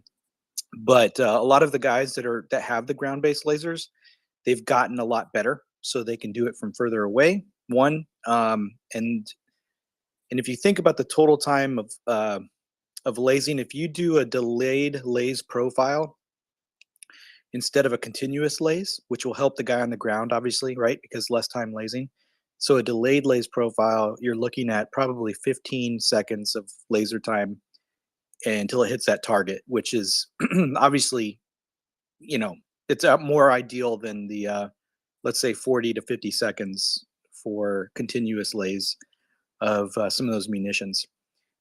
The other fortunate part is that a lot of the kits now that we're fielding are laser designated only to update a coordinate within the munition itself. So laser JDAM, for example, which I know right now we're just talking about them getting JDAM, but we don't have enough fidelity to know if they're going to give them the other part of that kit. It's not much more fast. So anyways, this be privy to for a little while. But if that's the case, the laser will actually be able to just update the coordinate that the bomb has to give it a what they call relative navigation, which will be a better coordinate than, let's say, when he launches from his airfield and has a pre-designated coordinate in there. So hopefully I covered the few bases that I wanted to with that. Yes, still ground-based lays is an option, but there's air-based lays with UAVs. And then once they do get modern fighters, when I say modern, I mean NATO modern fighters, they'll be able to have targeting pods and do the air designation there. Yeah, and I would add my 2 cents, Doc. I have a hunch you might have been carrying something that was probably a second or third generation of something that used to be called the Mule. Was that it? Anyway, there was I can either confirm or deny. Yes, sir. That's exactly it. Okay, exactly. Okay, well, that thing was of course, terrible. I was the corpsman, so I was carrying all the Band-Aids. I wasn't carrying the mule. That thing was a beast, but it gave rise to some systems that were really good, and they were that if you knew where you were and you turned your laser on and you lasered the target, you got back on your little screen exactly what that target was with an 8-digit grid, and you could communicate that out. So we had some capabilities that we could do that, and that helped a lot. And it also a lot depended on who you were fighting, right? Sometimes you always have to worry, but sometimes it was probably less likely that people were going to be able to tell that you were putting a laser on them than other people. And I'll leave it at that too. But I'm so glad Carlos could come up, because he's our guy. Not only is he a fighter pilot, but he was a FAC too. And that is, in fact, those are the best FACs, are the guys that are fighter guys. Absolutely. And just the last thought, I'm always grateful for MriyaReport, but General Ryan mentioned something about maybe doing a conversation about the use of special forces in Ukraine, and I would hope that maybe you guys at MriyaReport can get together and get Major General Mick and Chuck on at the same time to talk about that, because that would be a dynamic conversation. Again, thank you all for what you do. Doc, it's always good to hear from you, buddy. Carry on, my friend, shipmate. Yes, sir.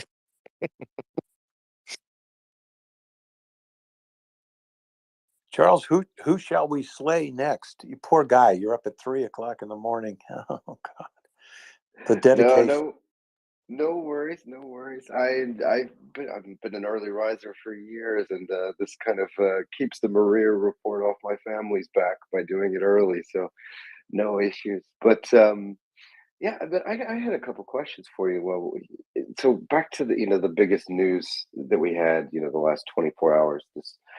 The Bradleys, the Patriots, the Martyrs, and now I'm looking at articles here in German media that Schultz is in close discussion regarding Leopard 2s, and heard rumblings out of the UK and all that.